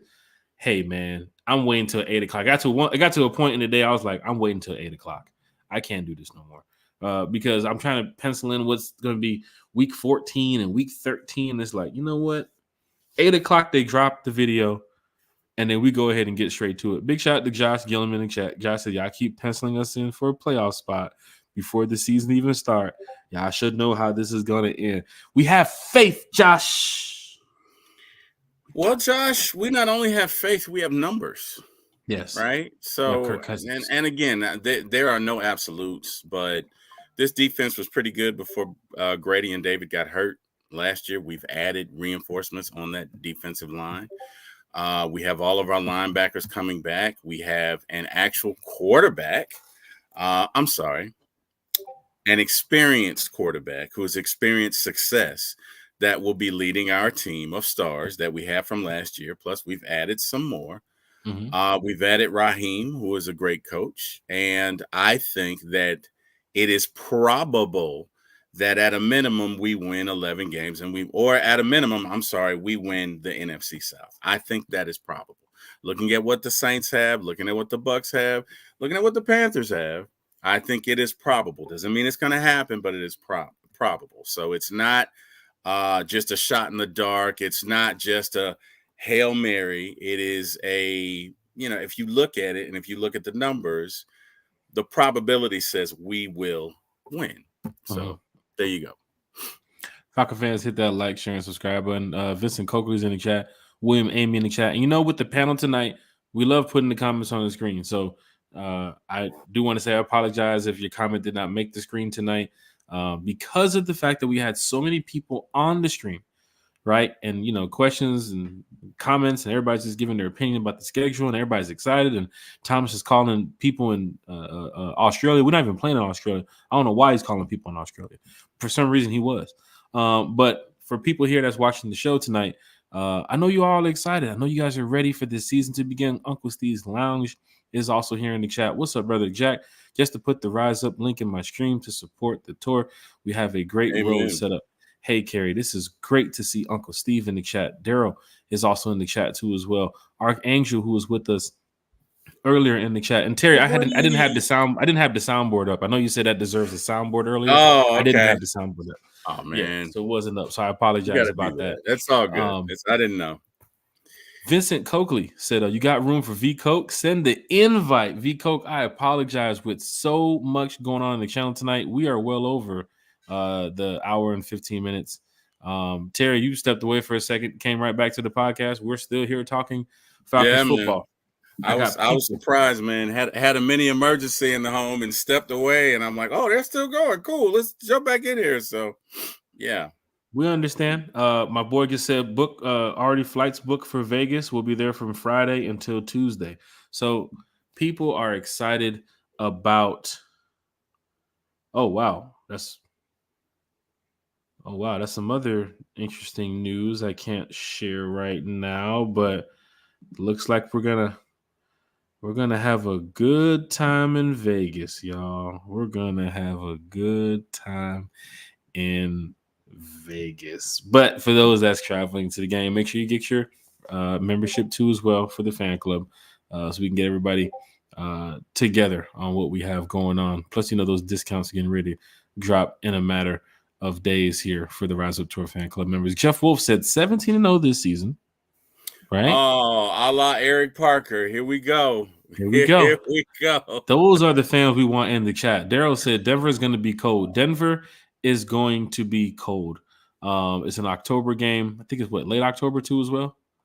So for fans that's traveling to these away games, definitely check the weather. You want to make sure that you're packed properly for these events, and especially at the stadium too, because who else we got? We got Carolina at the end of the season. That's going to be kind of cold. Be careful of not only possibly snow, but even some rain right there. The Washington game too as well. I think we played Washington late in the season a couple years ago. It was pouring rain out there too as well, and it was cold, right? So just be prepared for that. The Birdcage LLC is in the chat too as well. He said the Chiefs got dropped by Detroit last year in opening night. Anything. That's true. Anything can happen. That's true. Big shout out to the Birdcage LLC. A1 Forever said, "What up, Carrie? You starting a Falcons channel now?" She gonna have Carrie might have her own one time for the fan playlist. That's what's up. What's up, Chris? Big shout out to Chris in the chat. He said, "Hey, LFG, congratulations!" Big shout out to Chris in the chat too as well. Fans are live, fans are lit. Big shout out to you all. If I get to all these comments, it'll probably be another hour and a half. But you know how we rock here on the channel, right? We want to make sure everybody knows that we rock with you all from one time for the fan. From us to you all. It's from a fan for a fan, right? So big thank you to Miles Garrett for today.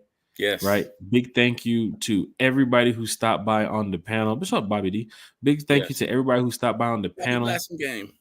Terry, Thomas Scott, Denise Moore, Terry, our news podcast here with One Time for the Fan, Jabri, Deke Ruffin too as well.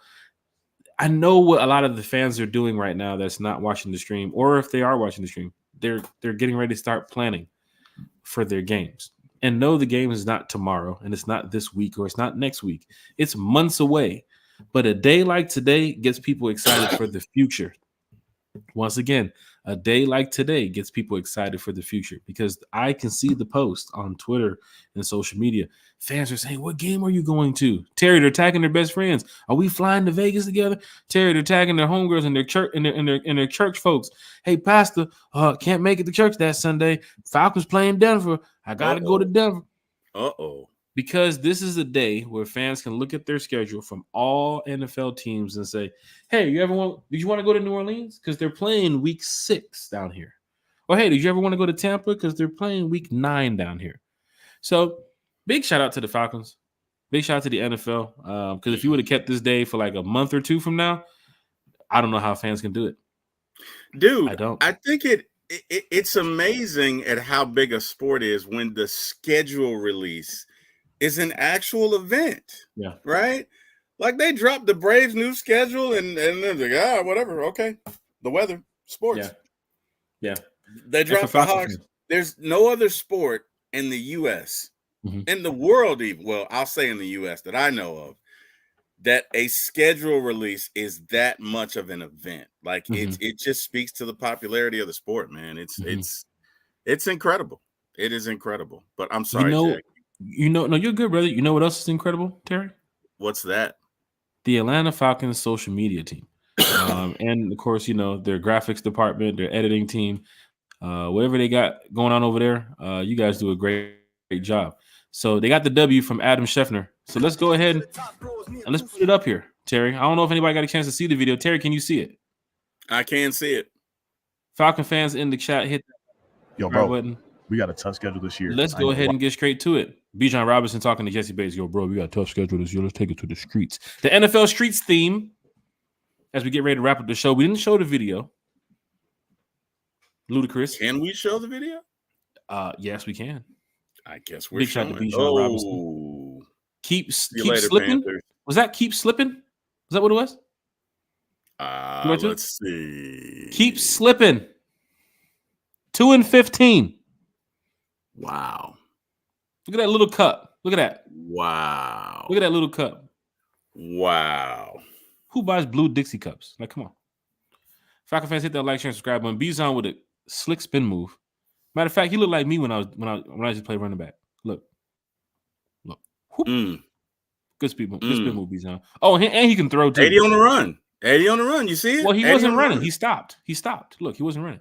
Look, he spins. He stops. He throws. I didn't do that. I was still on the run when I threw my 80. Okay. Yeah, that's the difference between us and them. Gotcha. He's throwing it to Fans hit that Kyle. like, sharing. Yeah, but did anybody else notice the fours on Kyle's Yeah, right here? I Anybody see notice the that. fours? I see that. Jordan logo, Rise Up right here on the back of the trash can, ATL and the graffiti. Is that something that says that Martin something? I need to go back and look at some of these graphics closer. They probably put some sneak disses in here somewhere. Probably did, man. Oh, behind the back. Fancy. Apropos for the basketball court. I can fancy. And thrown from the back, the artist from the back, behind the back artist himself, Bijan. So that's wow. Okay, there you go.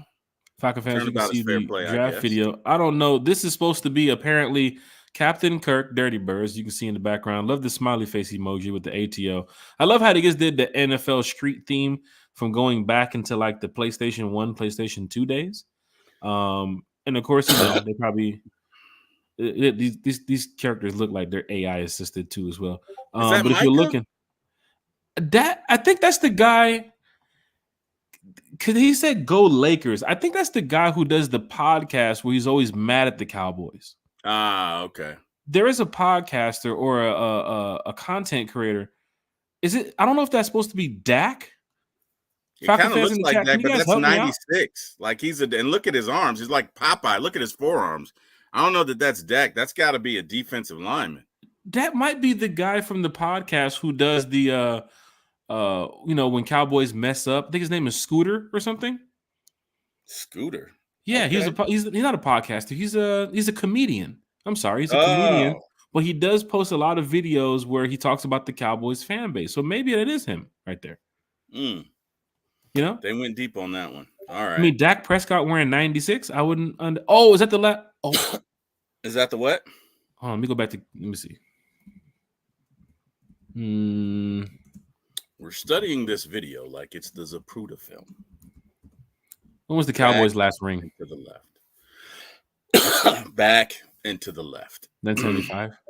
Then something's up with this Cowboys situation. Like, I know they're trying to make it funny. I mean, the arms are definitely overly aggressive, way too big for the body. Yeah, man. It's like some, I don't know, but he's wearing Jordans too as well. You don't have to put oh, he's wearing the Flints too. No, don't put him in the Flints. No, not the Flints. Doesn't look like he does much on chest day. Looks like it's just all arms. Leg day too as well. I mean, he's also scuffing up the J's too as well. Yes, these 13s are hard as hell to fucking clean. Disrespectful. Disrespectful. The He Got games. All these, the Flints, the red Flints, they're all difficult to clean. And if you're ever wearing J's like that on that concrete, you ain't finna get them out. I'm sorry. But for Falcon fans in the chat, we're watching the video here. They think this one right here is cool. Oh, more J work. Oh, wow. That's a step. Bijan said it's lonely at the top. Sheesh. Oh, that's Kyle. It was Kyle. Kyle said it's lonely at the top. Kyle's leaping over the competition. Love the Dirty Bird. Next Tuesday. It's got to do the Dirty Bird. Oh, here it is. Here it is. There it is, right there. Kirko Chains. $100 million right there. Right there. This is what got you the primetime games right here, Falcon fans. Right there. Kirko Chains. Kirko showing that, What shoes is he rocking? He's rocking, obviously, some Kirko Chains type of shoes. New Balances, A6. Not the J's. Those are Nikes, my friend. Those are Nikes. Those are Nikes? Yeah, you don't see the swoosh? I see the swoosh. Oh, I see the swoosh. Yeah. Oh, no, don't tell me he's wearing. No. I think so. No. Don't tell me they put Kurt in the Monarchs. No. I think they did. No, they put Kirk in the Monarchs. Mm-hmm. The dad shoe? Because that offense is a monarchy. No, they put Kirk in the dad shoes. I'm kidding. Well, he kind of gives dad vibes. I mean, it's apropos, don't you think? I mean, I love me some Kirk, don't get me wrong, but he definitely gives dad vibes. You don't think so? No? Bro, do you see it? I see it. And those are the Kirk exact in the dad shoes. Damn, hey, man, hey, you got to go with work. A reference to what happened at the not camp or what? They had a meeting Oh, what? No, what happened the other day when somebody called him dad? Who was that? Was that Drake London? No, somebody said he gave off dad vibes. He gave off dad vibes, right? Yeah. And here he is in the video wearing the Monarchs on. Yeah, social media team doesn't miss a beat, do they? Like dad joke shoes. Like if you're gonna go tell a dad joke, you wear these shoes. You're gonna go tell a good dad joke, you wear these shoes. You go into the bank, you wear these shoes. You go into the mailbox to grab your mail, you put these shoes on.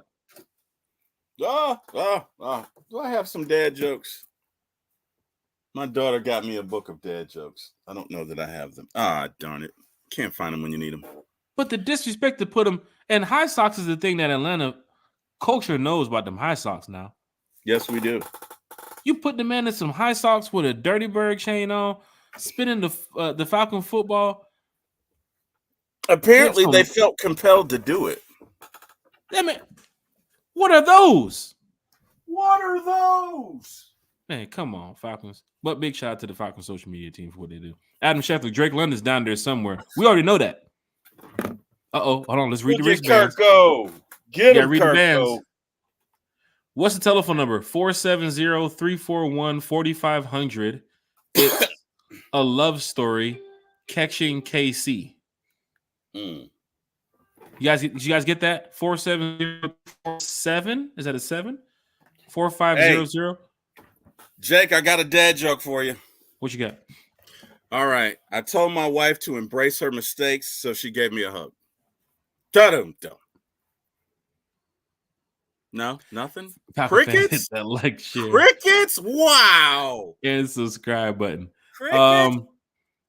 This right here can go off of that DK Metcalf clip where they said was, altered because he did jump up and grab the ball like 20-something feet in the air. So to see that Drake London can hop over him. But also, don't forget now, this little alien right here, that little ATL alien. ATL, yeah. You better know about ATL. If you've been to those United games, you might see that alien in like the supporter section.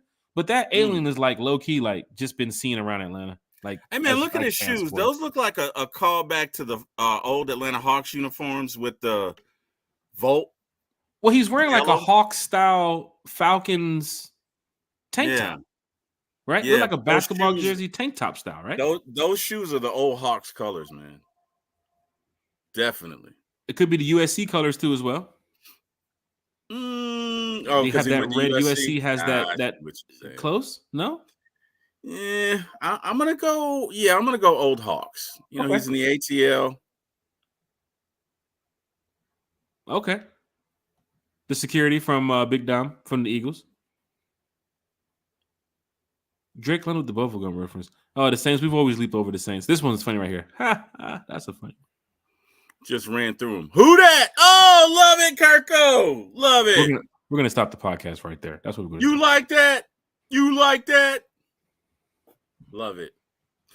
They did a great job with this video, man. There's so many subliminal messages in here, like, so many Easter eggs. Love it. It was said the Uncle the Grill 13s. I hear that. I hear that. They did that to Kurt. That's the number to the Falcons. Lisa Shepard is on it. That's the number to the Falcons on Kirk's wrist that they just showed a couple minutes ago. Kirk got $100 million guaranteed from the Falcons. The pressure came when he signed that contract.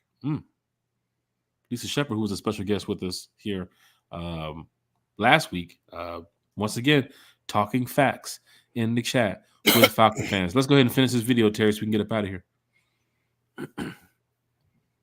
This is the good one. The beautiful Lake Lanier with the SS Dead to Me on the side, right? And it says New Jersey for those that do not know.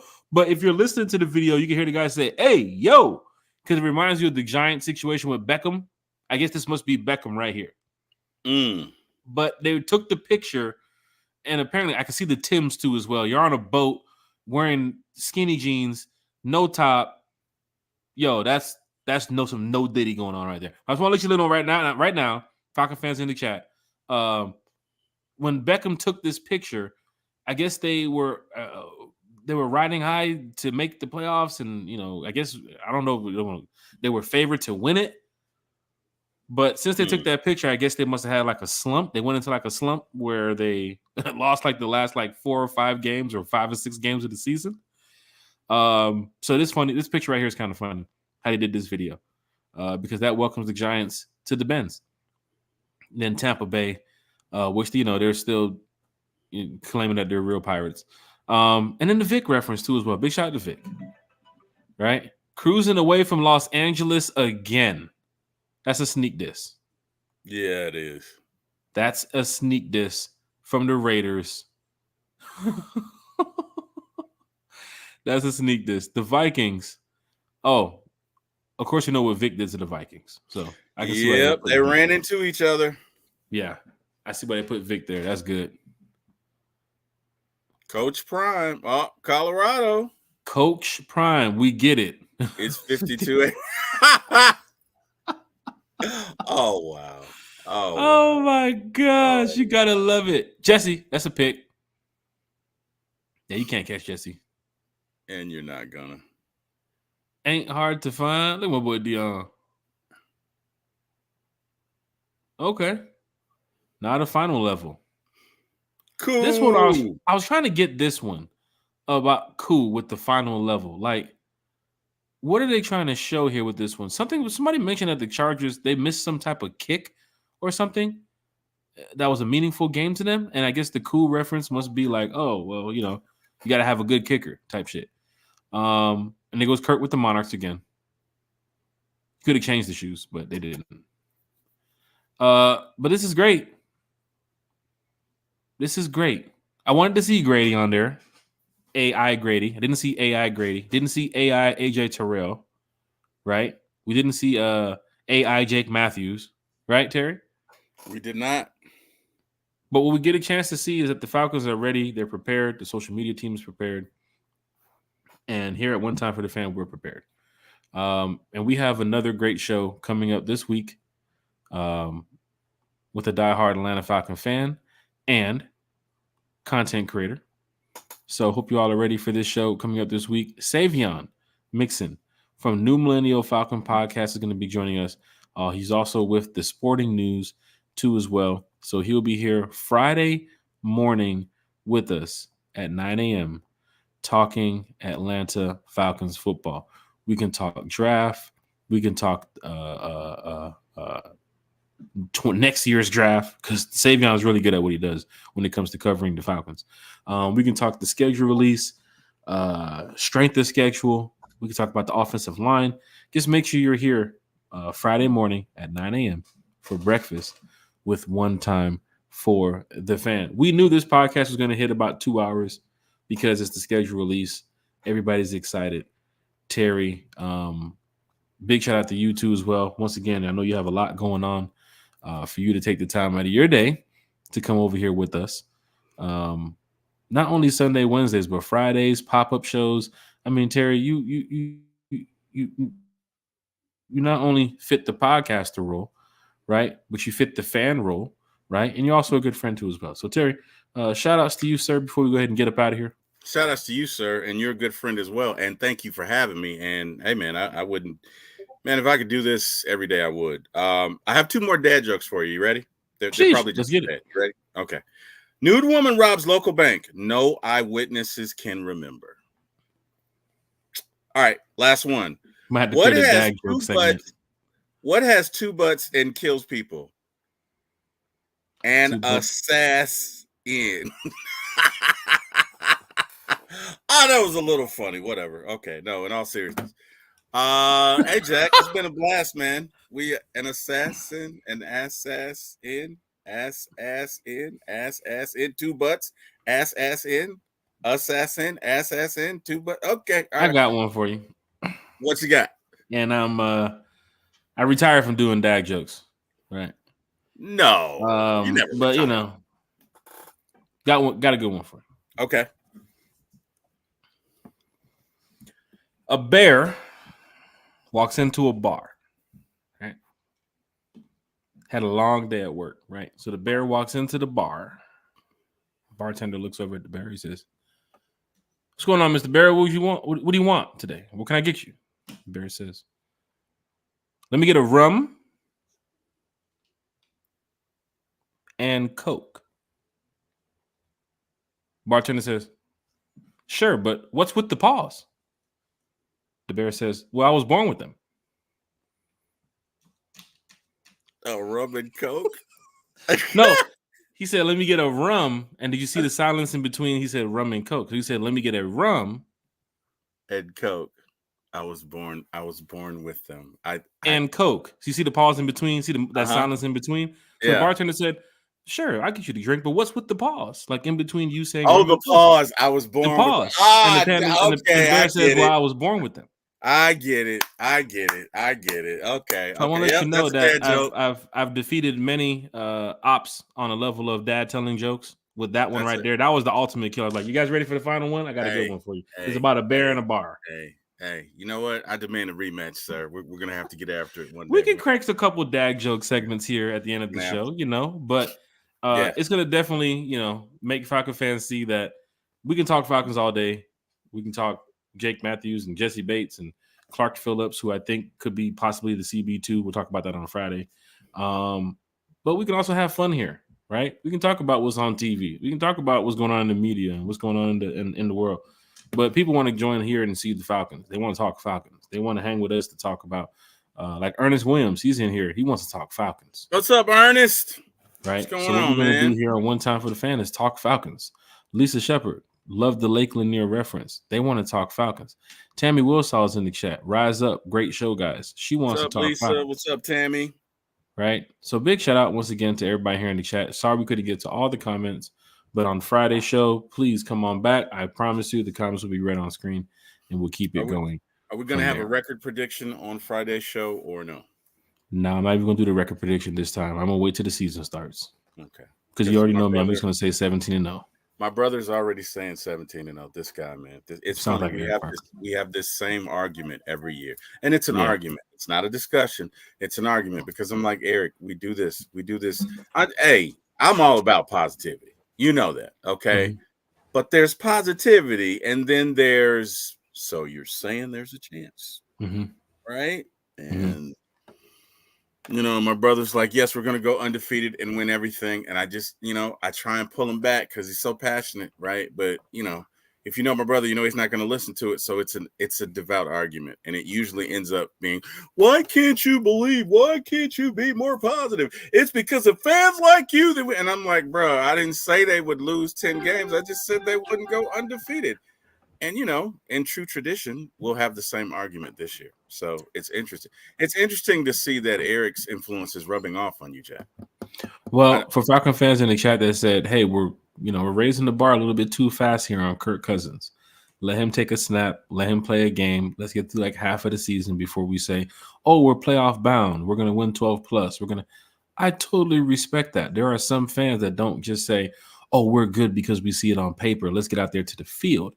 I totally respect that. But for us here at One Time for the Fan, I do try to look past that, right? I look into the future sometimes, right? Oh, yeah. Because I have to go to work tomorrow. You know what tomorrow is? The future, right? I got to prepare myself for that. So if I see that the Falcons could possibly beat the Steelers week 1, which I do think they can. I think they can. I think they definitely, and don't get me wrong, I think the Falcons will win a minimum of 11 games this year. I'm just not sold that we're going to go 17-0. Again, as my brother does this every year. So, and I'm, I have to kind of pull him back. Third-party action says we win 14 plus this season. Third-party action is a fan that believes that from the schedule to the roster to the coaching, he wants to see that happen. And let's just say they get 11 plus and they make the playoffs. Third-party action is not going to go back and beat himself up about it. We made the playoffs. He wants to see a winning, successful season. Yeah. He wants to see lessons learned from what's happened in the past to what's happening now. So third-party action, I'm with you on 14 plus. I'm with you on 12 plus, 10 plus. Anybody who says, oh, the Falcons win in 3 games this year. How? Where do you see that? That I don't see. That's a different story now. That's a different story. Mac Time 30 said 35-10, put Penix in. Now, we use that from what Philip Sapp has been saying, 35-10, put Penix in. But you can have a 21-6 game in the fourth quarter. As long as you have the ball with 3 minutes left to go, and we've all seen these games. The other team has wasted their timeouts because they thought they can do a last strike at the end to try to come back and win, and they failed. And it might be a turnover. It could be an interception. It could be a fumble. It could be that they just failed on fourth down, and now the other team gets the ball. And guess what? You don't have to put Cousins in if you're up 17, 18 points when the other team has one timeout and there's only a 2-minute warning left. Put the kid in so that way he can get some reps. What is he doing? Handing off the ball 6 times and taking a knee? Do we expect him to go in there and throw for 300 yards? It's not happening. If he's in the fourth quarter and you get to that moment, put him in. Give him some reps. Nobody's going to call him out or call the Falcons out or say something's wrong with it. It's about player development, game development. He gets a chance to get his speed for the game. I don't care if the other players on the other team doesn't see that there's a win possible at the end of the game. The team that he's playing on sees that there's a win possible. So they're going to continue the block. They're going to continue to run the ball. They're going to continue to play how they want to play to finish strong. If the other team gave up, I don't give a shit. We already won the game. But put the kid in, right? Not only that, Jack, but if it's those swampers. If it's the swampers, what you should do is you fake like you're taking it. You fake like you're punting the ball, and then you fake punt, and you put Penix in it as the punter, and then let Penix take off like 75 yards down the field and score the touchdown. No, I'd like to be more directed in their face. You send Penix out there, and you send Mooney on a 9, and you run up the score because I didn't like that BS from last year, and I think they should reap what they've sown. So I'm all about 48-10, 52-12. Like I'm never, dude. A friend of mine. Seconds on the clock. We are scoring. We are running it up because you have to pay for your sins in the NFL. And that was Bush League, and that was BS. And wherever you are, Jameis Winston, you suck big donkey hooters. Terry, a friend of mine who is in New Orleans said, "Hey, we're all even now. We got rid of Jameis." Like, no, it doesn't. No, it doesn't work like that. Like, y'all gonna wear it for him, New Orleans. I'm sorry. Yeah, I'm sorry. Yeah, it's just not that. That's not how it goes. Yeah, it just doesn't work. Like, hey, we apologize for what Jameis did. We got rid of him for but the coach is still there, and a couple of the players that was on that field that day. I don't care if they had a complete new team. Number one, they're the Saints. It starts there, and number two, you're gonna do that. Let me tell you something.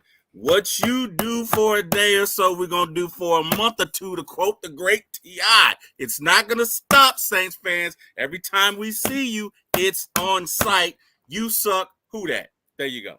Falcon fans, hit that like, share, and subscribe button. MacTown Dirty, Archangel, Third Party Action, Dwayne Ruffin, Tammy's in the chat, Lisa Shepard, Dre the Boxer, Archangel, who was with us earlier, Deshaun Coswell. Big shout out to Deshaun in the chat too as well. Krinsman Huntsman. Did he have a trivia today? He did. I'm gonna post it up here in a second. John Moreno, Krinsman Huntsman, Bobby D is in the chat. Josh G is in the chat. Vincent Coakley, Daryl is also in the chat. William Amy is also in the chat. Jeff Wolf, the Birdcage. Big shout out to the Birdcage. We got to get them on the channel too as well. Berto, who joined with us earlier. Walter, Christopher, May, diehard Atlanta Falcon fan, is also in the chat talking Falcons football with us. D.A. Hunter is also here in the chat talking Falcons football with us. Deke Ruffin, who is here on the channel, jumped off the channel and then jumped in the chat to come talk Falcons football with us too as well. And Miss Bronner said, "And don't sell your tickets."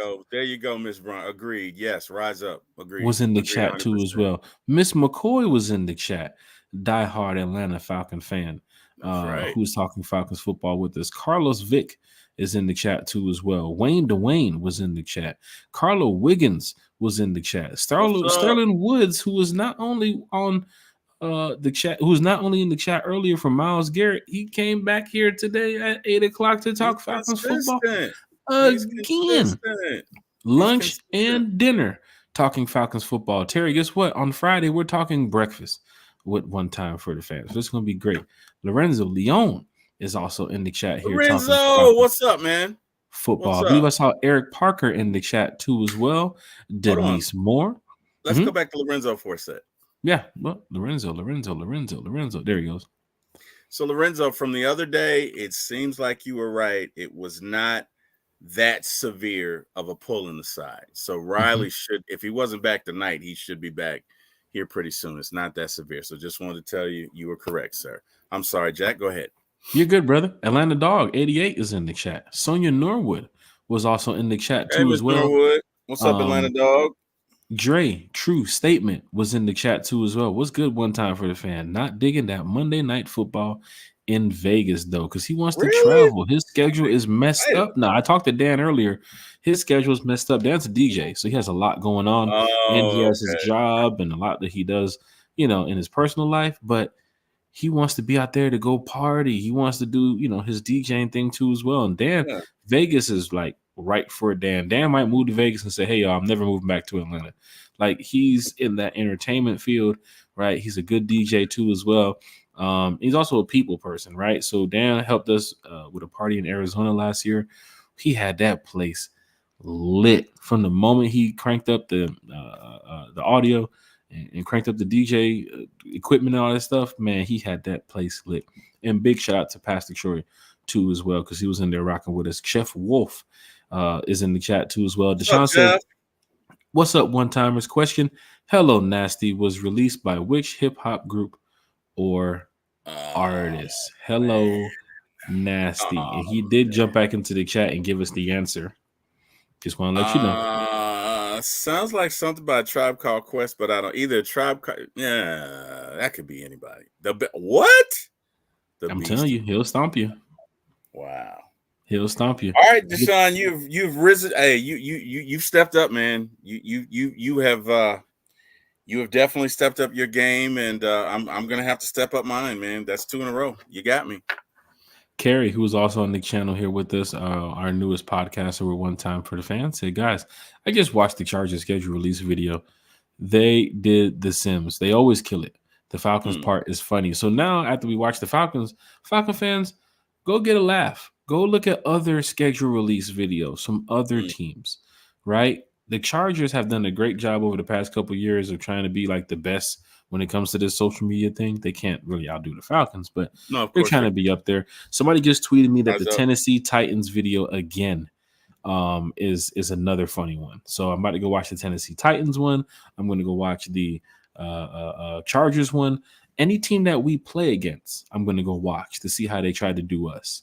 As you can see, Carrie said the Falcons part is funny. So I'm about to go watch that one too as well. Ernest Williams said that Steelers game hopefully don't turn to a Steelers home game. Kill the narrative. A-Town down. Well, I can tell you right now, my season tickets are loaded on my account, and I'm not selling them. I can tell you that right now. Wait, let me see your screen again. Oh, I got Pepe going to work. Oh wow. Yeah, Pepe. I'm in business mode right now. It's the season. Jack, you a funny dude, man. Yeah, Pepe's getting ready to work, man. Carrie's back in the chat too as well. I love our schedule release video. They killed it. I didn't get to watch. I didn't get to watch till after I got off the show. Diehard Atlanta Falcon fan. The Falconator's in here. He's all iced up. You can see it in this picture. He's a diehard fan. I know when the schedule dropped. I know what Vinny was doing. He was over there making those calls on the side. Yeah, let me get 3 bottles. Yeah. How much for the Bel Air? Yeah, let me get 3 bottles of Bel Air. Can you bring the bottle in around 10:30? Yeah, that's when my people are at 10:30. The Falcon is a diehard. What's your Atlanta beverage Falcon of choice when you're if we're on the road and we're drinking? It's gonna be Tito's. Tito's or Hennessy. Well, I'm not drinking Tito's or Hennessy tonight, but I am drinking Stella Artois because it was the only thing in the refrigerator. Like normally I rock a Bud Light Lime or what's the other one? Not Dos Equis, the first one. Latin beer. Corona Light. I'll either do a Bud Light or Corona Light, but tonight I'm doing the Stella Artois, and it's not bad. It's not bad. It's okay. You see why we got Carrie in here with One Time for the Fan? Those bracelets that you were reading are a jab at Taylor Swift because the Swifties wear those exact bracelets. I'm telling you, everything Falcons do. Anytime these social media teams put their video out, they throw these jabs at other teams. So for all you Falcon fans, when we get in here on Friday, after we're finished with Savion, talking Falcons football here on the podcast, let's go back over the video and see what kind of jabs the Falcons threw, and let's see if we spot them all. Because I'm telling you, that graffiti on the back of the wall, it meant something. There's something there. Because even Larry from the Dixon Way said, Well, Rise Up is written on the trash can. That's kind of weird, you know? And then they have ATL and they have some other things written on the wall. I'm guessing if we zoom in and we take the time to break down the film, they probably threw a joke at some type of fan. Remember to keep slipping for the Carolina Panthers? Yeah. They had the Raiders had a shot they threw at the Los Angeles. I think it was probably the Chargers or the Rams. So it's like there's little sneak disses that the Falcons threw in there. And then this year is the year of beef, right? With Kendrick and Drake and all these other hip hop artists. I think Soulja Boy and Metro Boomin was going at it the other day. You know what? My daughter shared with me. What was it? Shaq and Shannon Sharp is BBL going at Drizzy. It right. Have you heard that? BBL Drizzy? Come on, Terry. Oh, wow. Look, Not hey. 2 weeks later. Hey, I'm old, man. All right, I'm old. I'm 54, man. Come on, that's pretty good for me. Come on, older folks in the chat. Prep up your boy. Come on. So look, I'm gonna let you answer this comment right here, Terry, before we get up out of here, because you know what my response would be. I'll be traveling to Philly for the game, though. Y'all pray for me, right? So Ernest Williams, I don't know if he knows about the RISEUP Tour Fan Club, right? But Terry, just your thoughts on what Ernest is saying he'll be traveling to the game. He'll be traveling to the Philly game. Pray for him. He's not the only one traveling to that Philly game. You probably want to link up with your brethren and sister from the RISEUP Tour, and then that way you can travel in numbers. And you know, probably less likely that something will happen because it's a valid concern, Ernest, but there's strength in numbers. So, hey, man, link up with the RISEUP Tour crowd. And not only that, you might just enjoy yourself. You know, might see some sights, go some places, meet some new people, have fun, hang out, go on trips with them after you leave Philly. I mean, you never know. Anything could happen. Those are my thoughts. There's no might about it. The RISEUP Tour Club is where fans become family. And once again, because the Flash membership is getting ready to end, for those that's here in the chat that are traveling to away games this season, I'm not going to keep, pushing this to you guys every single show because you guys can see what's going on, what we got. If I have to, but sometimes I won't have to because fans understand what we got going on. You can see it right there. The RISEUP Tour Fan Club right there. You can sign up to be a member right now. We'll add you to our private group. But though, remember this, you may get a message from this guy. His name is Jack Spade, right? So if you get a message from Jack Spade, please check your messages. Please check your messages if you get a message from me. Jack, I gotta ask you this, man. I gotta ask you this. I don't mean to cut you off. What's up with the zebra, man? What's up with the zebra, man? Like what? That's when we got our. That's when we got our. What was them checks that came out back in What's them checks called? When the stimulus checks. Yeah, the stimulus check. Yeah, I bought a zebra with mine. He's still alive too. He's in the backyard. Man, you stupid. Yeah, I bought a zebra with mine. Bro, I laugh at that every time. I'm like, what the hell is Jack on, man? That Jack is a funny dude. I want to give a big shout out to Eric Parker right there too as well for helping me out with that. Lisa said the stimulus checks. Yeah, that was a good time. We was making some jokes about this, but. Lisa Shepard said, do y'all get game tickets together for the road games as a tour group? This year we will. I'm working on that right now, actually, and I can't even get to it now because the office is closed. So tomorrow morning I'll get back to it. But we are doing a lot when it comes to, the fans have gave us suggestions, and we always listen to the fans. That's how, the hotel situation came about. And then the train ride to New Orleans, like, we've never done a train ride to New Orleans. Like, we got 50-something plus fans on a train to New Orleans with Pastor Troy, right? And that was the first time we've ever done that. I don't think that's the first time it's ever been done for Falcon fans as a group, right? And then, of course, we have our cruise coming up. We have over 100 plus fans on the Carnival cruise coming up for the RISEUP Tour Fan Club. That is next month. So the cruise leaves June 28th. Once again, we have over 100 Falcon fans on that cruise. So we want to make sure people have a good time when they go on the road. But I've missed over a shit ton of messages and emails and calls that I have to get back to here shortly because it's go time. It's go time, Jack. Love to travel. Home games, I ain't got to worry about home games. Y'all know where to find me. I'm right there in the Home Depot backyard. Y'all know where I tailgate. Most of y'all have been over there. And then when I go inside the bins, I'm right there behind the bench, yelling at the team. But otherwise than that, when we go on the road, week 2, that's the first away game. The first away game is a Monday Night Football game. So you best believe that the RISEUP Tour Fan Club is going to do everything we can to make sure people that go into Philly are going to have a good time. Right? So let's do it. Terry, shout outs for tonight, sir. And we go ahead and get up out of here. Yeah, man. Hey, shout out to my mom. Still hanging on, and from what I'm told, it's any day now. So when I leave here, got to go downstairs and do some hand holding and praying and remembering. And she's so funny. She don't know I'm there, man. She knows I'm there, but she doesn't know I'm there. So I'll be like, "Oh, Mom, you remember so and so?" And she's just like, which I believe she's thinking, "Won't you just shut up?" But I got to do it. So thanks to everyone for your prayers, well wishes. Really appreciate it. So yeah, there's that. Shout out to my family. My wife Kim has been phenomenal, man, and helping me to take care of her and bathing her. If you guys have ever had someone who's sick, someone that you cared for that they can't walk, they can't talk, they can't lift themselves up, that's a lot, man. And I got to give my wife and my middle daughter Maya all the credit in the world. I couldn't do this, man. I couldn't be on these shows without them. Have really just taken charge and really assisted with my mom's care. And I can't do it. I got to thank them. I got to thank my daughter, Mariah. I got to thank my son, Zach. I got to thank my mother-in-law, Grace Heath. I just appreciate them so much. So thank you guys for that.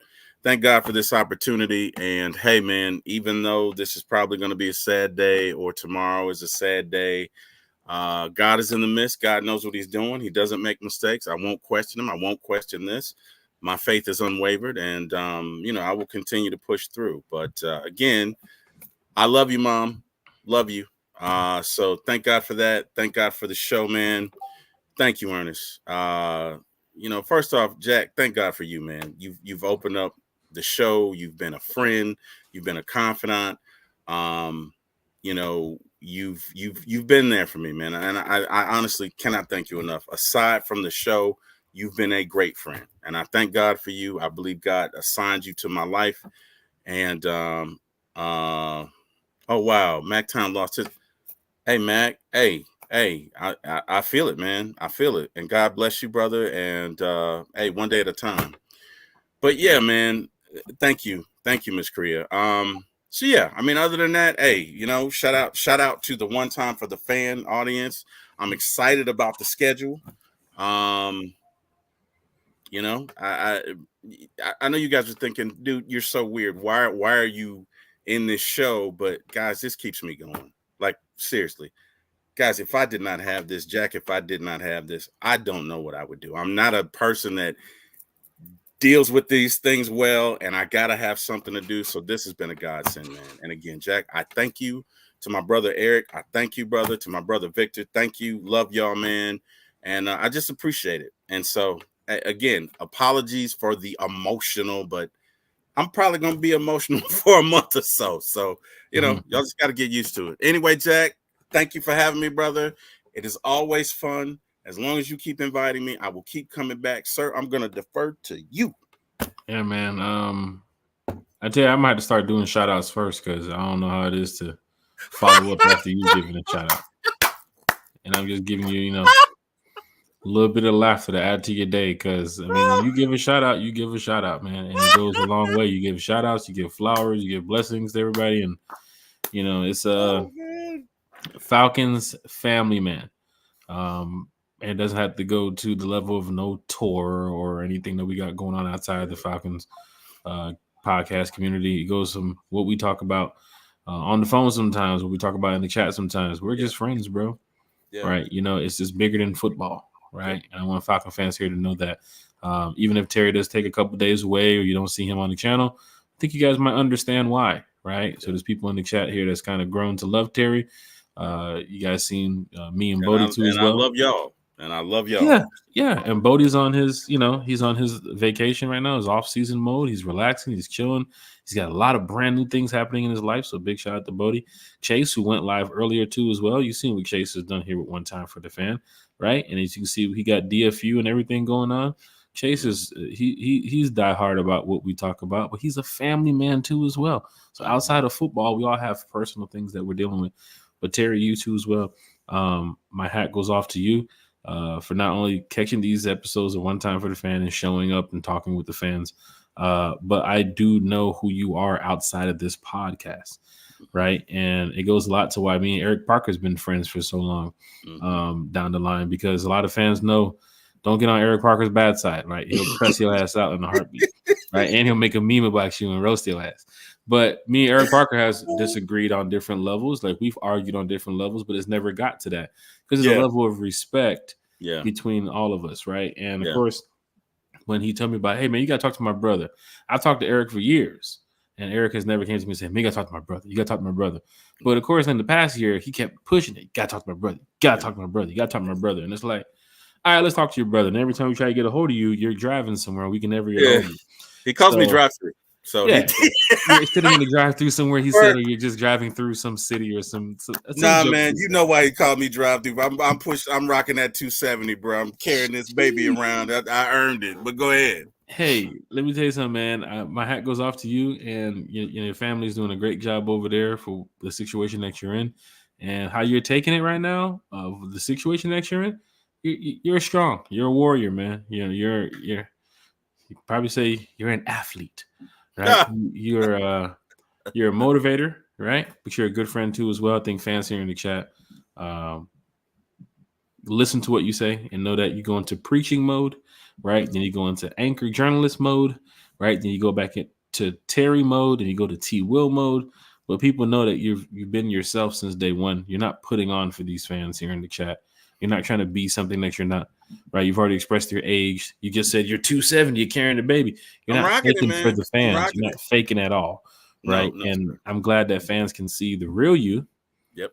And they can see what you do here with One Time for the Fan, and just know that is just Terry. That's who Terry is, right? The respects that he gives, the flowers that he gives, the shout outs that he gives, the blessings, even when he's preaching, that is Terry, right? He's a man of a 1,000 words, but he's also very knowledgeable too as well. So Falcon fans, hit the like, hit the share, hit the subscribe button. I do thank you all for joining us tonight. Terry, I'll see you Friday morning for breakfast One Time for the Fan. We got Savion from the Sporting News. Savion it is. Good night, Falcon fans. And Brother Jack, I'll see you.